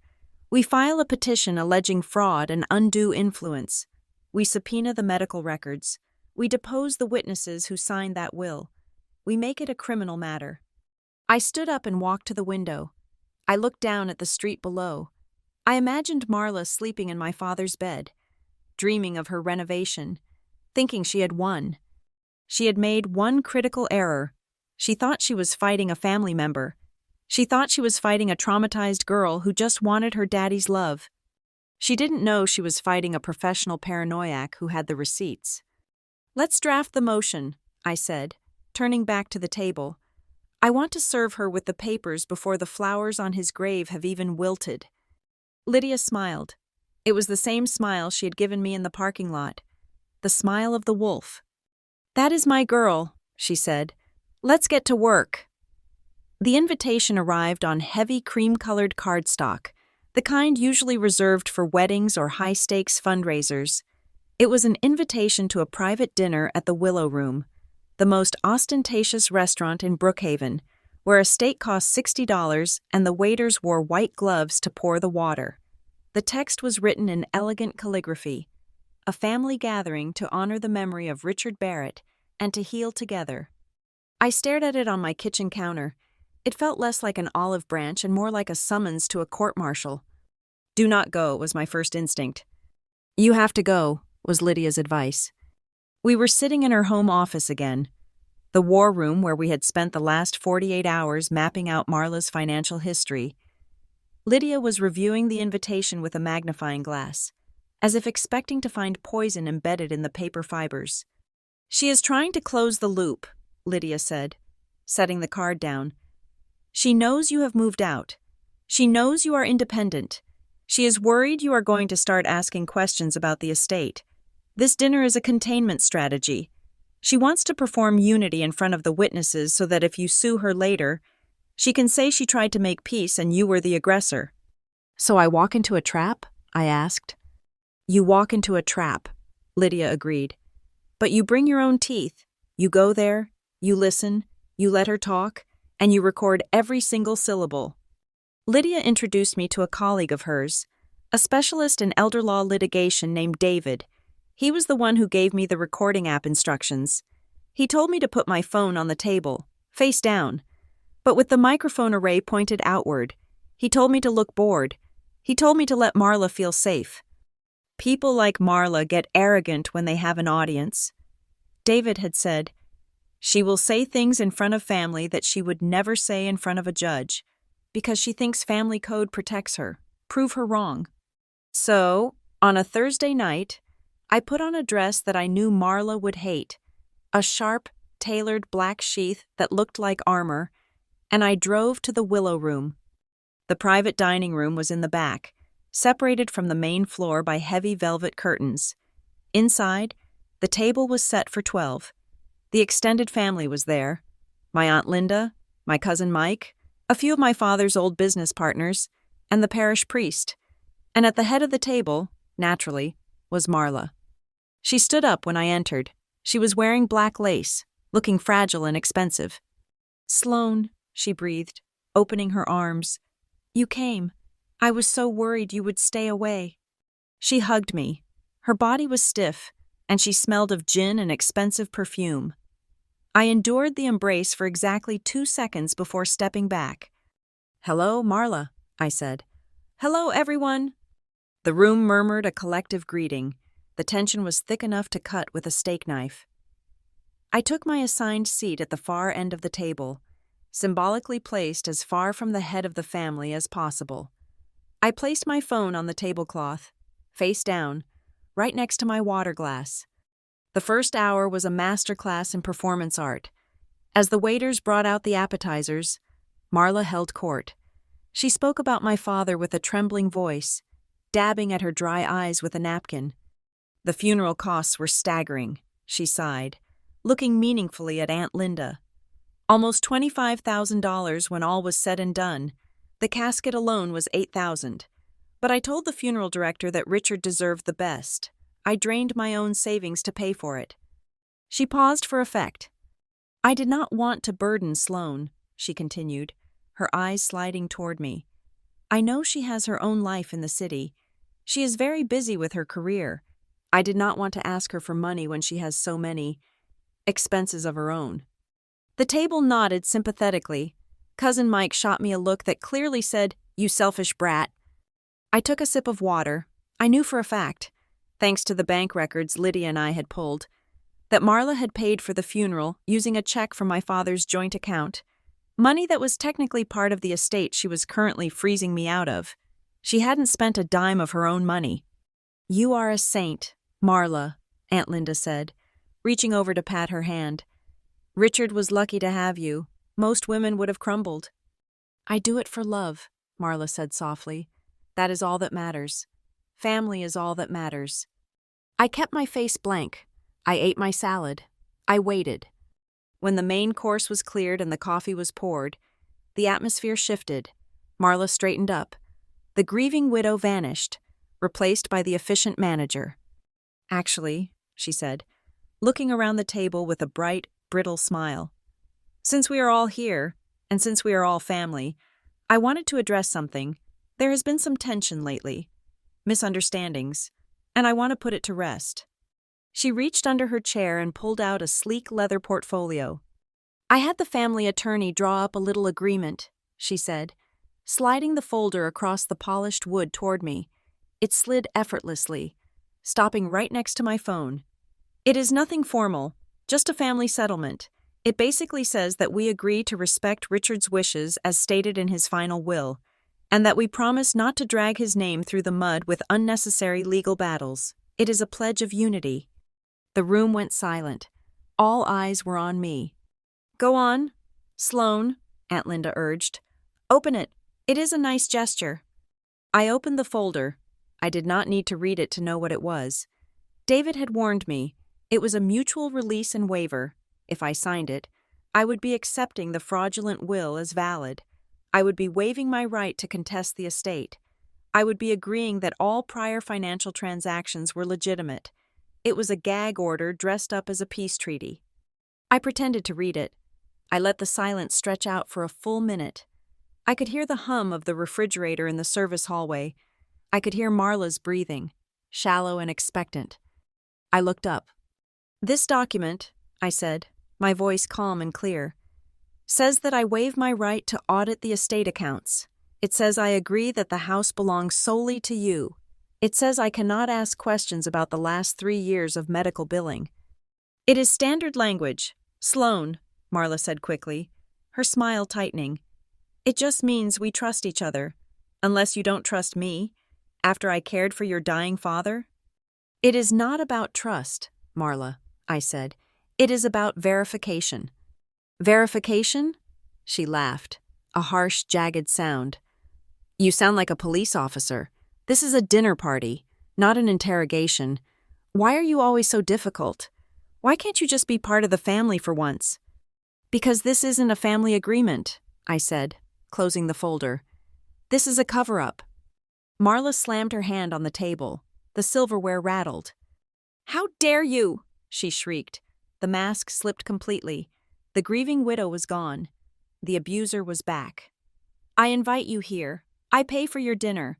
I try to include you, and you insult me in front of everyone? You are sick. Sloane, you are paranoid. You have been unstable ever since you lost that job back east. Everyone knows it. Your father knew it. That is why he left the house to me.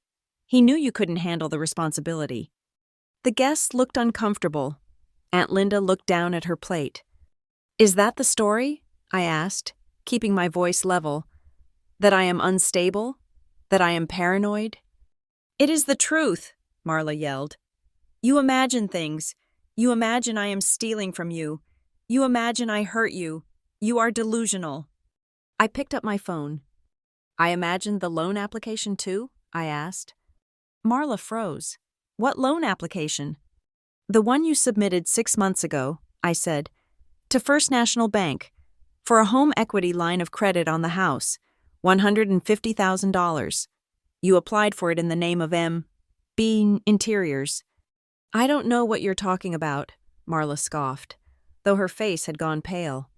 I never applied for a loan. Are you sure? I asked. Because I have a recording on this phone. From August. Do you want me to play it? You are bluffing, she hissed. I tapped the screen. I had the file queued up. It wasn't a recording of the bank. It was a recording of a voicemail she had left me when she thought I wasn't saving them.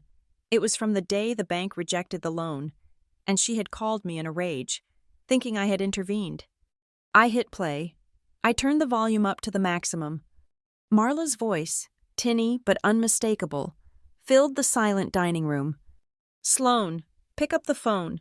The bank called. They said there was a problem with the guarantor signature on the equity line. Did you call them? Did you tell them it wasn't you? I used the power of attorney like we discussed. You are ruining everything. I need that money to pay off the credit cards before the probate starts. Call me back or I swear to God I will come over there and... The recording cut off with a beep. The silence in the room was absolute. It was heavier than the silence at the funeral. Aunt Linda slowly put down her wine glass. She looked at Marla. Marla, Linda whispered, you told us the house was paid off. You told us there were no debts. Marla stood up. Her face was a blotchy mix of red and white. She looked at the phone like it was a snake that had just bitten her. She edited that, Marla screamed, pointing a trembling finger at me. That is a deep fake. You know how she works with computers. She made that up. It is a voicemail. Marla, I said. It is stamped with the date and time by the carrier, and the part where you admit to using my signature to try and get a loan? That is fraud. And the part where you mention paying off credit cards before probate? That is embezzlement. Is that illegal? Cousin Mike asked, his voice small. I looked at him. Yes, Mike, using a power of attorney to enrich yourself at the expense of the principal is a felony. It is called breach of fiduciary duty, and forging a signature on a federal loan application is bank fraud. That carries a sentence of up to 30 years. Marla looked around the room. She saw the faces of her allies changing. She saw the doubt creeping in. She saw the judgment shifting from me to her. She tried one last pivot. She crumbled. She started to cry. Huge, heaving sobs. I did it for us, she wailed. I was drowning in bills. Richard's medicine was so expensive. I just borrowed it. I was going to pay it back. Sloan is twisting everything. She wants to see me in jail. She hates me. It was a good performance, a year ago. It might have worked. But tonight, the facts were hanging in the air like smoke. I stood up. I picked up my phone and slipped it into my clutch. I did not touch the leather folder. I am not twisting anything, I said. I am just playing the tape. I looked at Marla, who was now slumped in her chair, weeping into her hands while the parish priest awkwardly patted her shoulder. I am not signing your agreement, Marla, I said, and I am not waiving my rights. You wanted a family gathering? You got one. Now everyone here knows exactly how you define family. I turned to the rest of the table. I apologize for ruining the dinner, I said politely, but I think you should all be very careful about what you sign tonight. I turned and walked toward the velvet curtains. My heart was hammering in my chest so hard I thought it might crack a rib, but my legs were steady. I could hear Marla screaming my name behind me, a desperate, shrill sound that echoed off the expensive wine glasses. Sloan, you come back here. You ungrateful little... I pushed through the curtains and walked out into the main restaurant. The noise of the dining room, the clinking of forks, the low hum of conversation, washed over me. It sounded like the most beautiful music I had ever heard. I walked out the front door and into the cool night air. I did not look back. I did not run. I walked to my car, got in, and locked the doors. I sat there for a moment, gripping the steering wheel. I looked at the phone in the passenger seat. I had not fired the kill shot. I had not filed the lawsuit yet. But I had done something more important. I had taken away her audience. I had taken away her shield of respectability. I started the engine. The reconciliation was over. The war was on. If the dinner at the Willow Room was the explosion, the days that followed were the fallout. I learned very quickly that the truth does not travel as fast as a well-crafted lie, especially when that lie is wrapped in grief and posted on Facebook at 6 o'clock in the morning. I woke up the next day not to the sun, but to the buzzing of my phone on the nightstand. It was vibrating against the wood like an angry insect. I picked it up, squinting against the blue light, and saw 14 notifications. Marla had gone nuclear. She had written a status update. It was a masterpiece of vague booking and victimhood, 1,000 words long, accompanied by a photo of her holding my father's hand in the hospital, a photo I remembered taking for her because she had asked me to document his good days. My heart is so heavy today. The post began. It is hard enough losing the love of your life, my darling Richard, but it is even harder when the people who should be supporting you turn against you. I never thought I would be attacked in my own home by someone I tried to raise as my own.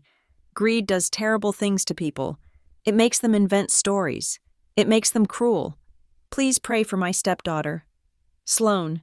She is lost, and she is hurting this family in ways I cannot even speak of publicly. I just want peace. I just want to mourn my husband without being threatened. Beneath the text, the comments were already piling up like trash in a landfill. Stay strong. Marla, you are a saint for dealing with her. I always knew that girl had issues. She was so cold at the funeral. Money changes people. Ignoring her is the best revenge. I sat on the edge of my bed, reading comment after comment from people I had known my whole life. My second-grade teacher, the woman who sold us flowers every Sunday, my father's old secretary. They were all nodding along, consuming Marla's version of reality without a second thought. Then came the direct messages.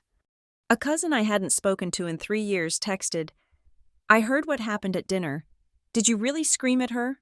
She is a widow. Sloane, have some class." A member of the church choir sent a message via Messenger. "Marla says you are threatening to sue her for the house. Your father wanted her to have that home. Why are you dishonoring his memory?" But the worst one was from Mrs. Gable, my neighbor back at the apartment complex, who had witnessed Marla banging on my door just weeks ago. Marla must have gotten to her. "Marla told me about the time you shoved her into the wall." Mrs. Gable wrote, "I didn't want to believe it, but after seeing how aggressive you were with the door that morning, I am worried. Maybe you should get help." I dropped the phone on the duvet. I felt like I couldn't breathe. Marla had taken the one violent incident where she had attacked me, the night she slammed me into the wall and kneed my thigh, and she had flipped it. She had projected her own violence onto me. In the court of public opinion, I was now the abuser. I was the dangerous, unstable daughter who beat up her fragile stepmother. I wanted to scream. I wanted to post the photos of my bruises. I wanted to upload the audio recording of her admitting to the fraud. My thumb hovered over the Create Post button. I could end this. I could destroy her narrative in 10 seconds. My phone buzzed again. This time, it was an email notification. The subject line made my blood run cold. Regarding professional conduct standards. It was from the Human Resources Director at Northline Risk Systems. "Dear Sloane, it has come to our attention that there are some public allegations circulating regarding a family dispute involving legal matters.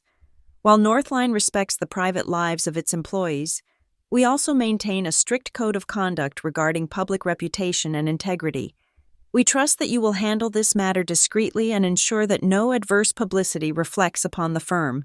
We would hate for any personal instability to impact your current project lead status." Marla hadn't just posted on Facebook. She, or one of her flying monkeys, had likely tagged my employer or sent an anonymous concern to the company. She was targeting my livelihood. She was trying to cut off my resources so I wouldn't have the money to fight her. I drove to Lydia's apartment in a daze. I didn't even call first. I just needed to be somewhere where the air wasn't poisoned. Lydia took one look at my face and poured me a glass of water. She didn't ask what happened. She already knew. She had a printout of Marla's post on her kitchen table. "I am going to post the evidence. I said, my voice shaking with rage. I am going to put the recording on the internet. I am going to show them the bruises. I can't let her say these things about me. Lydia. She is telling people I hit her. Lydia reached out and took the phone from my hand. She placed it face down on the marble counter. No, she said firmly. You are not doing that. Why? I shouted, the tears finally spilling over. She is destroying my life. I got an email from HR. Lydia, she is coming for my job. Exactly, Lydia said, her voice calm and cutting. She is baiting you. She wants you to react. If you post those recordings online, do you know what happens? You look like a messy, vindictive family member airing dirty laundry. You look exactly like the unstable person she claims you are. And worse, you tip your hand. If you release that audio now, her lawyers will find a way to get it excluded from court. They will claim it was doctored, or that you posted it to harass her. You will lose your leverage. So I just let her lie? I asked, sinking into a chair. I just let everyone think I beat her? You let them think what they want, Lydia said. Your war is not on the internet. Sloan, it is in the legal lane. The internet is a court of kangaroos. We are going to the Superior Court of Colorado. And in that court, likes and comments do not matter. Evidence matters. It hurts, I whispered.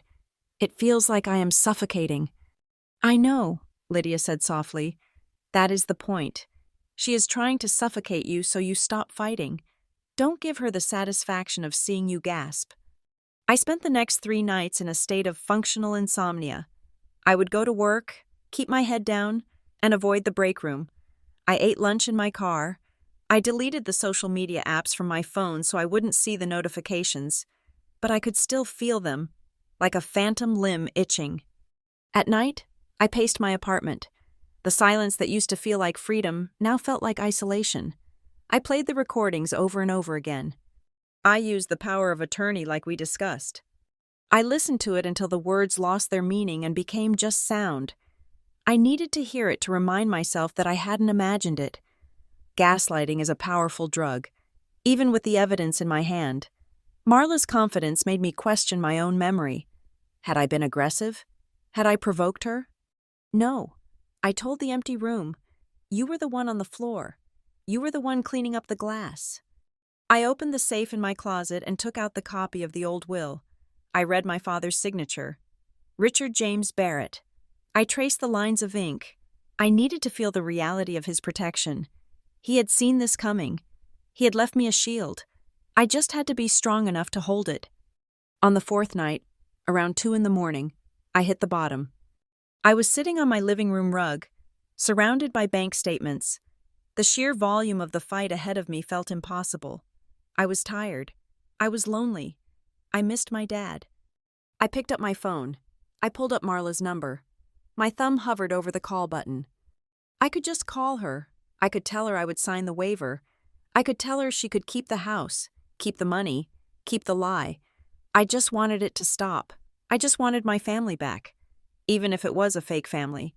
I wanted to be able to walk into the grocery store without wondering if the cashier thought I was a monster. Just apologize, a voice in my head whispered. It is easier to apologize than to fight. I started to dial. Then, my eyes landed on the folder on the floor, the one labeled Odd Stuff. It was open to a page where I had taped the photo of my thigh after she kneed me. The bruise was purple and black, the size of a grapefruit. I stared at the bruise. If I called her now, if I surrendered, that bruise would become my permanent reality.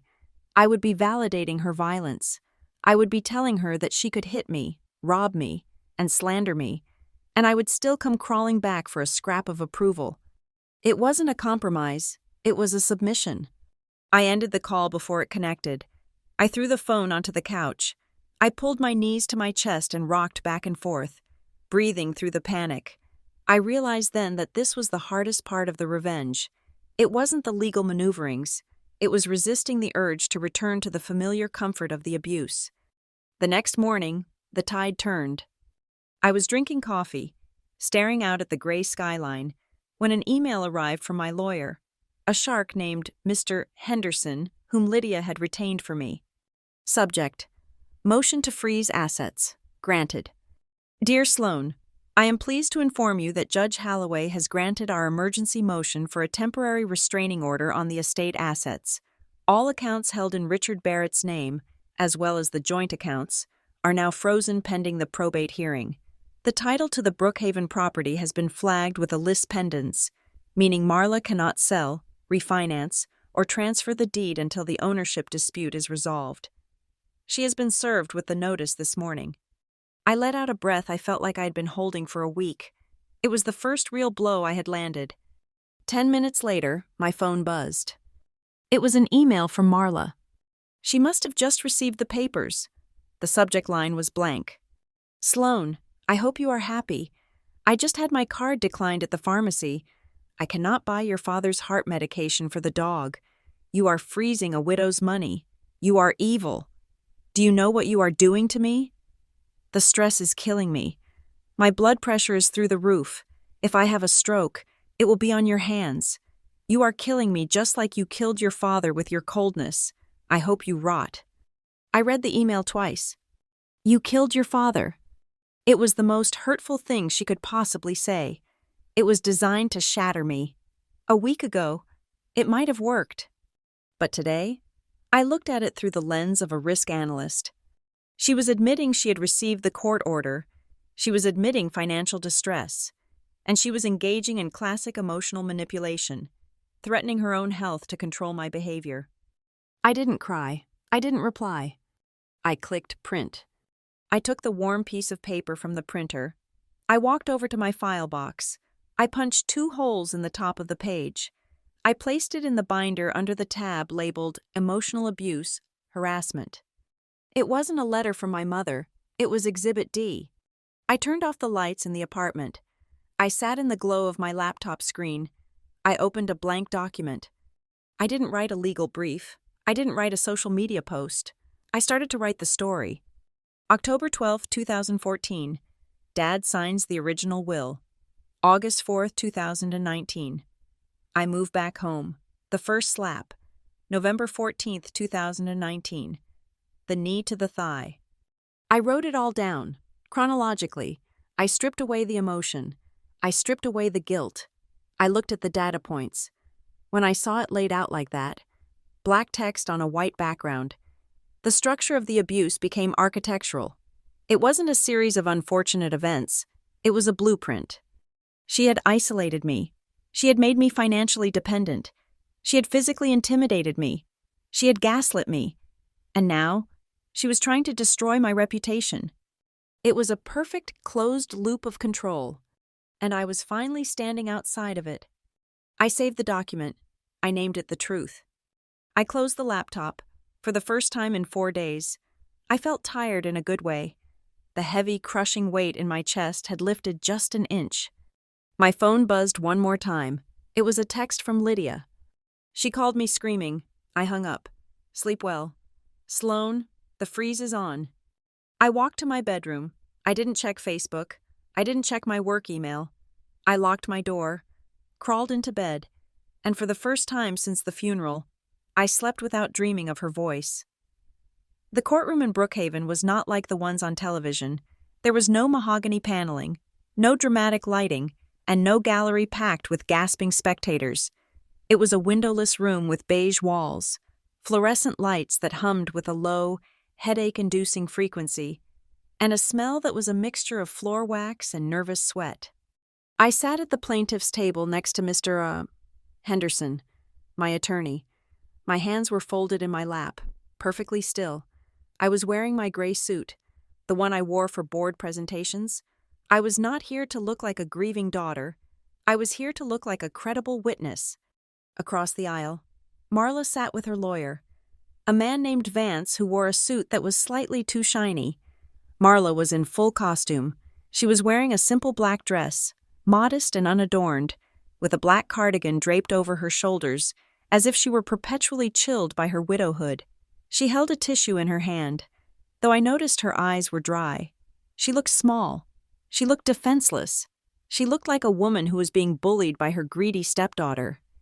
The hearing was to determine the validity of the emergency freeze on the estate assets and to hear initial arguments regarding the contest of the will. Mr. Vance stood up first. "Your Honor," he began, his voice dripping with rehearsed sympathy, "we are here today because of a tragedy. A woman has lost her husband, and instead of being allowed to grieve, Mrs. Barrett is being harassed by a stepdaughter who has been estranged from the family for years. Sloane Barrett is attempting to steal the roof over her mother's head. She is disputing a clear, legal will signed by her father because she is unhappy with her inheritance. This is nothing more than a temper tantrum thrown in a court of law." I did not flinch. I watched the judge, a stern woman named Judge Holloway, who looked like she had zero patience for theatrics. She was reading the file, her glasses perched on the end of her nose. "Mr. Henderson," the judge said, not looking up. "Your response?" Mr. Henderson stood up. He was older, slower, and spoke with a dryness that made him sound boring, which was exactly why Lydia had hired him. He did not perform, he just presented. "Your Honor," Henderson said, "we are not here because of a temper tantrum. We are here because we have evidence that the document presented as the last will and testament of Richard Barrett is fraudulent, and that the defendant, Marla Barrett, has engaged in a pattern of financial abuse and document tampering spanning at least 3 years." Marla let out a small, wounded gasp. Vance patted her arm. "Call your first witness," Judge Holloway said. We called Dr. Aris, a forensic document examiner.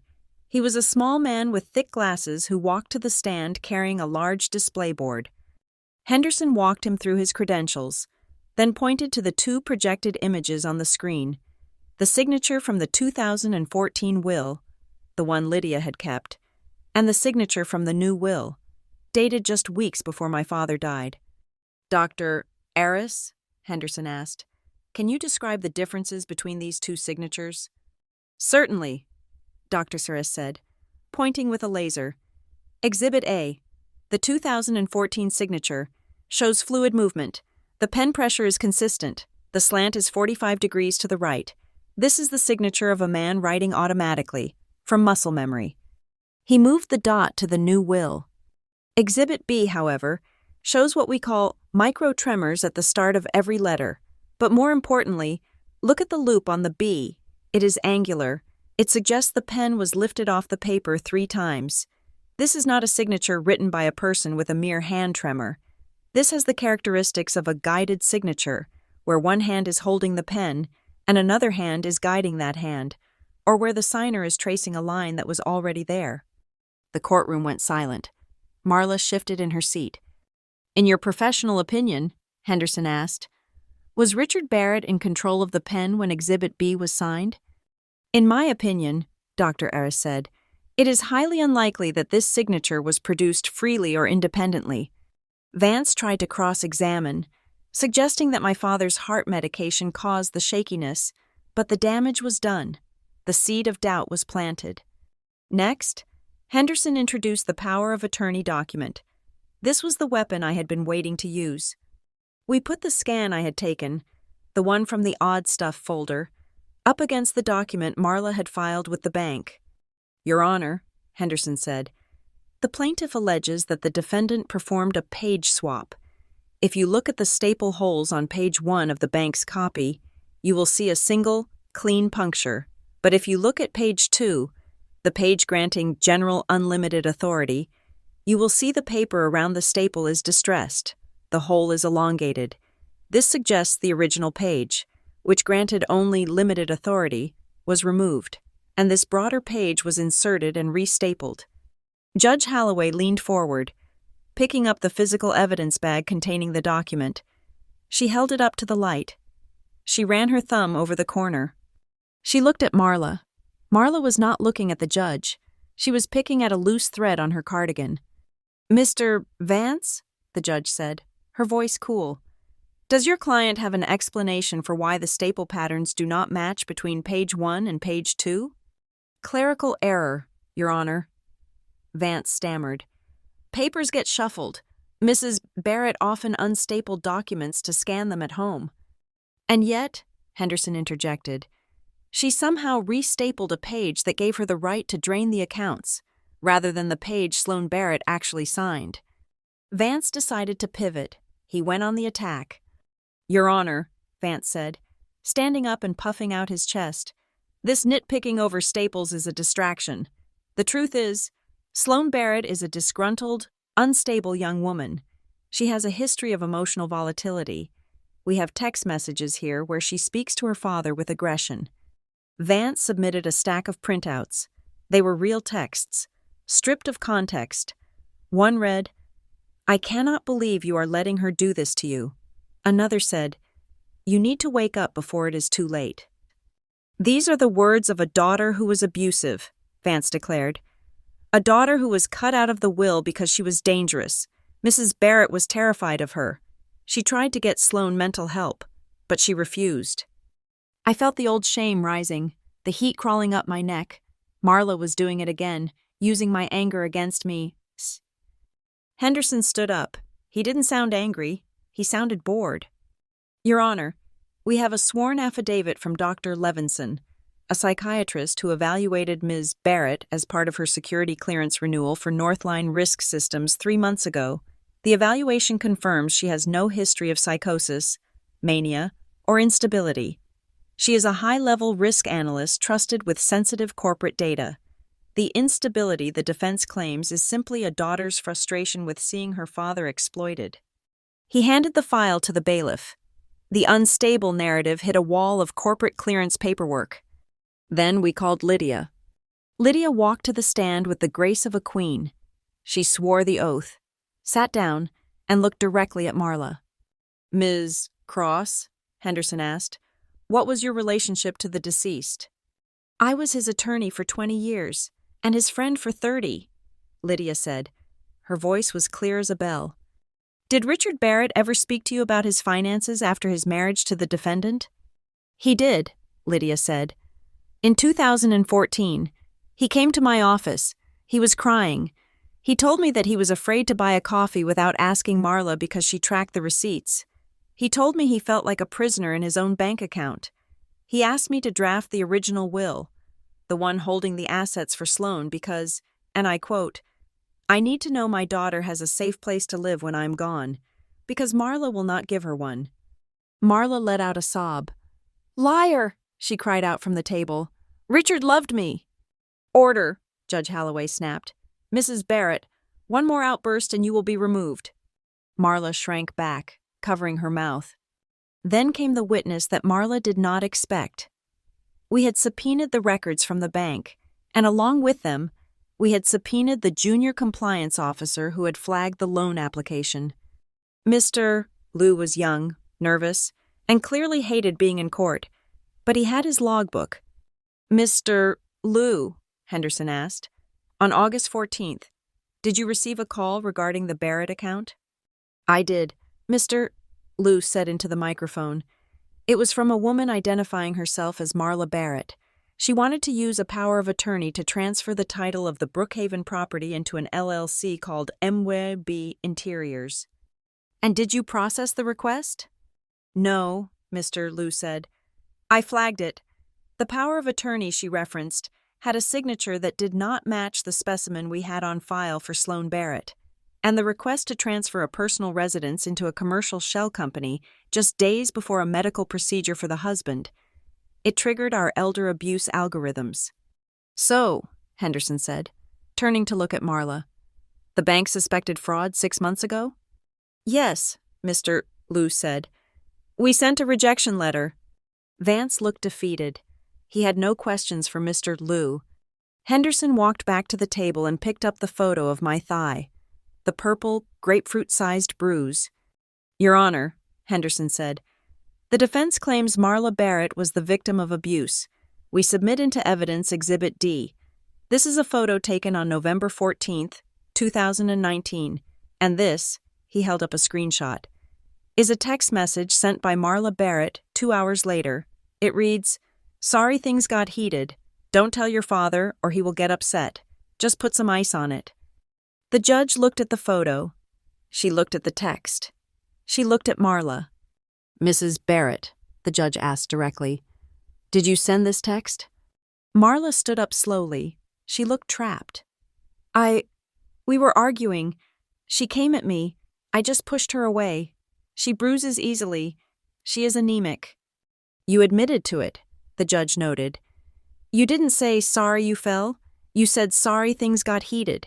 That implies an altercation. It was mutual, Marla pleaded. She is twisting everything. We are not here to try a battery case, Henderson said smoothly. We are showing this to establish a pattern of control. Physical intimidation was used to ensure silence regarding financial misappropriation.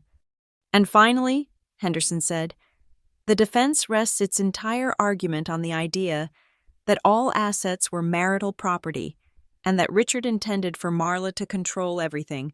We have one final document. This was the twist. Henderson pulled out the records for the custodial account, the escape fund Richard had set up with Lydia. This is an investment account opened in 2012, Henderson said.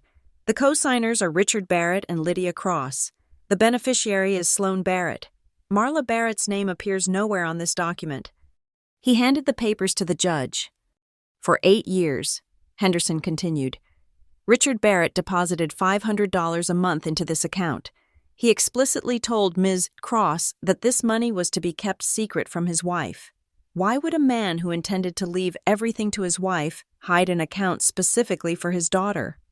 Because, Lydia said from the gallery, though she wasn't on the stand anymore, her voice carrying, he knew Marla would steal it if she found it. Vance objected, but it was weak. The paper trail was undeniable. My father had voted with his dollars. He had built a financial wall between Marla and me years ago. The judge set the papers down. She took off her glasses. She rubbed the bridge of her nose. The room was so quiet, I could hear the hum of the air conditioner. This is a preliminary hearing, Judge Holloway said, her voice echoing in the sterile room. I am not issuing a final ruling on the probate today. However, she paused. She looked at Vance, then at Marla. Her gaze was heavy, stripped of any patience. Based on the evidence presented, the judge continued, specifically the discrepancy in the staple patterns on the power of attorney, the expert testimony regarding the signature on the new will, and the existence of hidden accounts that contradict the defendant's narrative of total marital unity. The court has significant reason to believe that financial abuse and document manipulation have occurred. Marla went rigid. The freeze on all estate assets will remain in place indefinitely, the judge ruled. Furthermore, I am appointing an independent special administrator to take control of the estate immediately. Mrs. Barrett, you are ordered to surrender all financial records, keys to the Brookhaven property, and any other assets belonging to the estate to the administrator within 24 hours. You are no longer in charge of Richard Barrett's legacy. But I live there, Marla cried out. It is my home. For now, the judge said. But if the forensic audit confirms what this court suspects regarding the source of your spending money over the last 2 years, you may find your living arrangements changing very drastically. I suggest you get very honest with your attorney, very quickly. The gavel banged. It was a sharp wooden crack that sounded like a bone breaking. Court is adjourned. I sat there for a moment. I didn't cheer. I didn't smile. I just felt a massive, crushing weight slide off my shoulders. Marla was standing at the other table. She wasn't looking at me. She was staring at the judge's empty chair, her mouth slightly open, her face the color of ash. She looked like someone who had walked into a room expecting a party and found a firing squad. Lydia walked up to the railing behind me. She put her hand on my shoulder. Breathe, she whispered. I took a breath. It tasted like floor wax and stale air, but to me, it tasted like victory. She didn't get away with it, I whispered back. No, Lydia said. And now comes the part where we take back what she stole. I stood up. I gathered my files. I snapped my briefcase shut. The sound made Marla jump. She turned to look at me. Her eyes were full of hate, but for the first time, they were also full of fear. I didn't say a word to her. I didn't need to. My father, through his hidden account and his old signature, had already said everything that needed to be said. I walked out of the courtroom, my heels clicking on the linoleum, ready to finish it. The end of a legal war does not look like a victory parade. There is no confetti, no marching band, and no sudden burst of sunshine through the clouds. It looks like a stack of papers stamped with the seal of the Superior Court of Colorado, landing with a heavy thud on a mahogany table. 3 weeks after the hearing, Judge Holloway issued her final ruling. It was surgical, precise, and devastatingly effective. The court declared that the new will, the one Marla had coerced my father into signing while he was heavily medicated, was partially invalid due to undue influence, while the judge did not strip Marla of her right to live in the house until she died or remarried. She ruled that the ownership of the property remained firmly with the estate, of which I was now the primary beneficiary. Marla was a tenant, not an owner. She could not sell it. She could not mortgage it. She could not leave it to anyone else.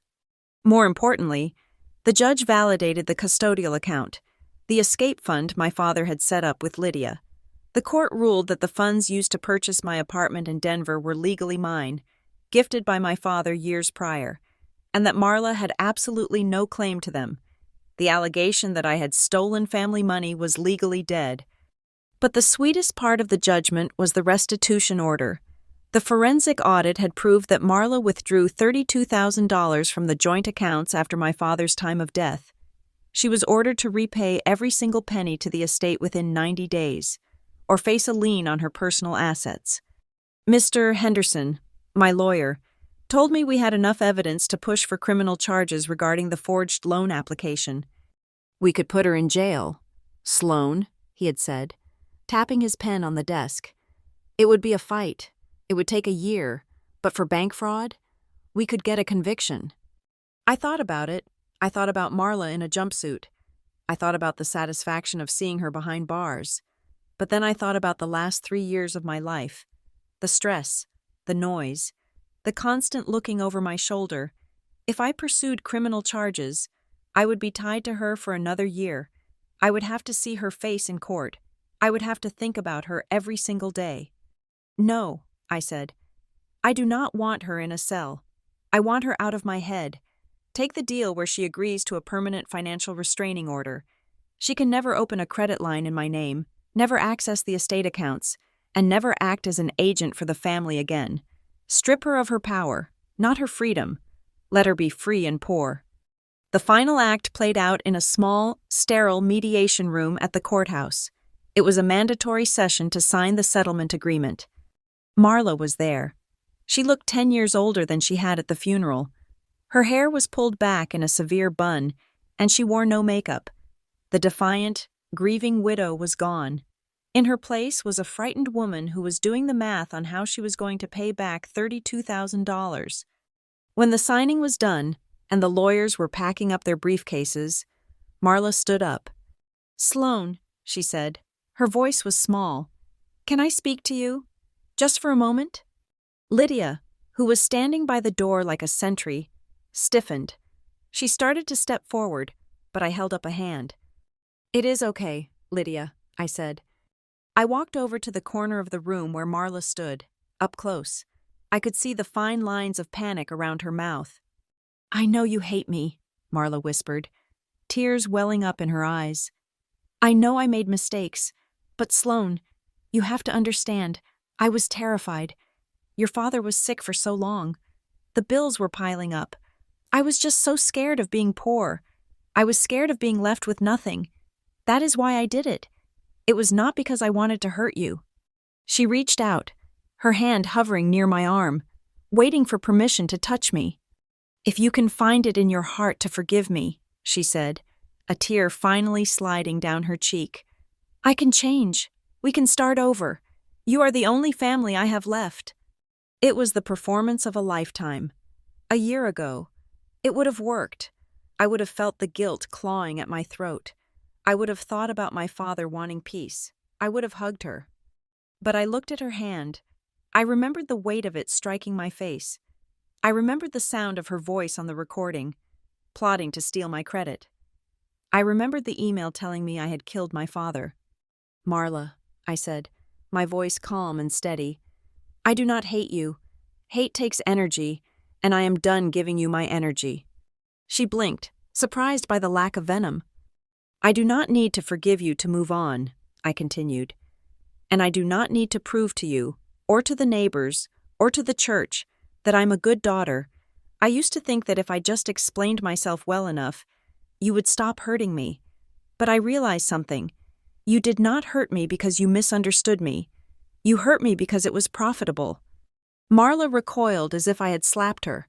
Her face hardened, the sadness evaporating instantly. This is Lydia talking, she hissed, her eyes darting to the door. She poisoned you against me. She has always been jealous of what Richard and I had. She brainwashed you. I smiled. It was a sad smile, but it was genuine. You still do not get it, I said. Lydia is not the one who forged my signature on a loan application. Lydia is not the one who kneed me in the thigh and told me to put ice on it. And Lydia is not the one who tried to gaslight me into believing I was crazy. You did those things, Marla, all by yourself. I turned around. I walked away from her. Sloane, she called out, her voice rising in desperation. You cannot just walk away. I am your mother. I stopped at the door. I looked back one last time. No, I said. You are just my father's widow, and the rent is due on the 1st of the month. Do not be late, or the estate will evict you. I walked out into the hallway. The door clicked shut behind me. For a moment, I just stood there. I waited for the crash. I waited for the guilt. I waited for the panic. But there was nothing. Just silence. It was a different kind of silence than the one I was used to. It was not the heavy, suffocating silence that follows a scream. It was the clean, empty silence of a room that has been cleared of junk. It was the silence of a chain being cut. Lydia was waiting for me by the elevators. She didn't say anything. She just pressed the down button. We went to a small Italian restaurant down the street, a place with red checkered tablecloths and candles in Chianti bottles. We ordered a bottle of wine. Lydia raised her glass. To Richard, she said softly, and to the escape fund. To the escape fund, I repeated, clinking my glass against hers. I took a sip. It feels anticlimactic, I admitted. I thought I would feel bigger, like a superhero who just defeated the villain, but I just feel normal. That is the point, Lydia said, setting her glass down. People think revenge is about explosions. They think it is about making the other person scream. But real revenge, the kind that lasts, isn't about doing something to them. It is about making yourself untouchable to them. She looked at me with those sharp, intelligent eyes. Revenge is not necessarily about making the other person hurt more, Lydia said. Sometimes, it is simply ensuring they never have the ability to touch you again. You took away her weapons, Sloane. You took away her money. You took away her narrative. You took away her access to you. That is the ultimate victory. She is still Marla. She is still miserable. But now, she is miserable over there. And you are free over here. In the months that followed, I began to rebuild the parts of myself that Marla had tried to erase. I kept my job at Northline Risk Systems, but my focus shifted. I approached the HR director with a proposal. I wanted to run a workshop on insider threats, not just corporate spies, but the personal vulnerabilities that employees bring to the table. I titled it, The Enemy at the Breakfast Table, Identifying Financial Coercion. The first session was packed. I stood in front of 50 colleagues and told them a sanitized version of my story. I talked about power of attorney abuse. I talked about the red flags of isolation. I turned my trauma into a curriculum. Afterward, 3 people came up to me and whispered that they were going through the exact same thing. I joined a support group for survivors of financial abuse. At first, I just listened. But eventually, I started to speak. I became a mentor to a young woman named Chloe whose brother was stealing her inheritance. I taught her how to document. I taught her how to create a shadow file. I taught her the power of no. Then, the email came from the church. It was from Father Thomas, the new priest at St. Jude's. He had heard about the court case. He had heard the truth about the will. Dear Sloane, Our parish is hosting a series on healing and forgiveness. I know there has been much pain between your family and this community. I would be honored if you would come and speak to the youth group about the topic. When family hurts you, faith and boundaries. It is time we heard your side. I read the email and cried, not because I was sad, but because it was the final piece of the puzzle. Marla had used the church to shame me. Now, the church was asking me to teach them. I accepted. I stood at the same pulpit where Marla had lied about my father, and I told the truth. I didn't scream. I didn't name names. I just spoke about the sanctity of truth and the right to protect one's spirit. I saw Mrs. Gable in the back row, nodding. And now, here I am. I am standing by the window of my apartment in Denver. It is snowing outside. The city lights of Brookhaven are just aglow in the distance, 40 miles away. Marla is down there, living in a house she does not own, paying back a debt she cannot afford, telling lies to anyone who will still listen. But I cannot hear her. I turn away from the window. I walk to my desk. I open the drawer and take out the heavy manila envelope containing the original will, my father's true voice. I walk to the wall safe hidden behind a painting. I punch in the code. I place the envelope inside, right next to the USB drive labeled Odd Stuff. I lock the safe. The mechanism clicks with a solid, satisfying sound. I am not afraid of losing the papers anymore. I know where they are, but more importantly, I know who I am. My phone buzzes on the kitchen island. I walk over and pick it up. It is a text from the program coordinator for the support group. Chloe needs help with her affidavit. Are you free to lead the small group next week? I type back, yes, I will be there. Then another text pops up. It is Lydia. I found a new place that does excellent risotto. Dinner tomorrow? I smile. 7 o'clock. I am buying. I put the phone down. I lean back against the counter and take a deep breath. The air in my apartment smells like coffee and clean laundry. It smells like my life. For 30 years, I lived in a state of constant flinching. I lived waiting for the insult, for the slap, for the demand. I lived waiting for the knock on the door that meant trouble. But tonight, looking around this quiet, safe space that I bought with my own name and my father's secret love, I realize the war is truly over. For the first time in my life, when someone knocks on my door, I am no longer afraid that it is my family, and that is the only revenge that matters. I am living in peace, and I didn't have to ask anyone for permission. Thank you so much for listening to my story. I would love to hear where you are listening from right now. So please leave a comment down below to share your thoughts and connect with our community. Don't forget to subscribe to the Lila Revenge Stories channel, like this video, and hit the hype button to help this story reach even more people.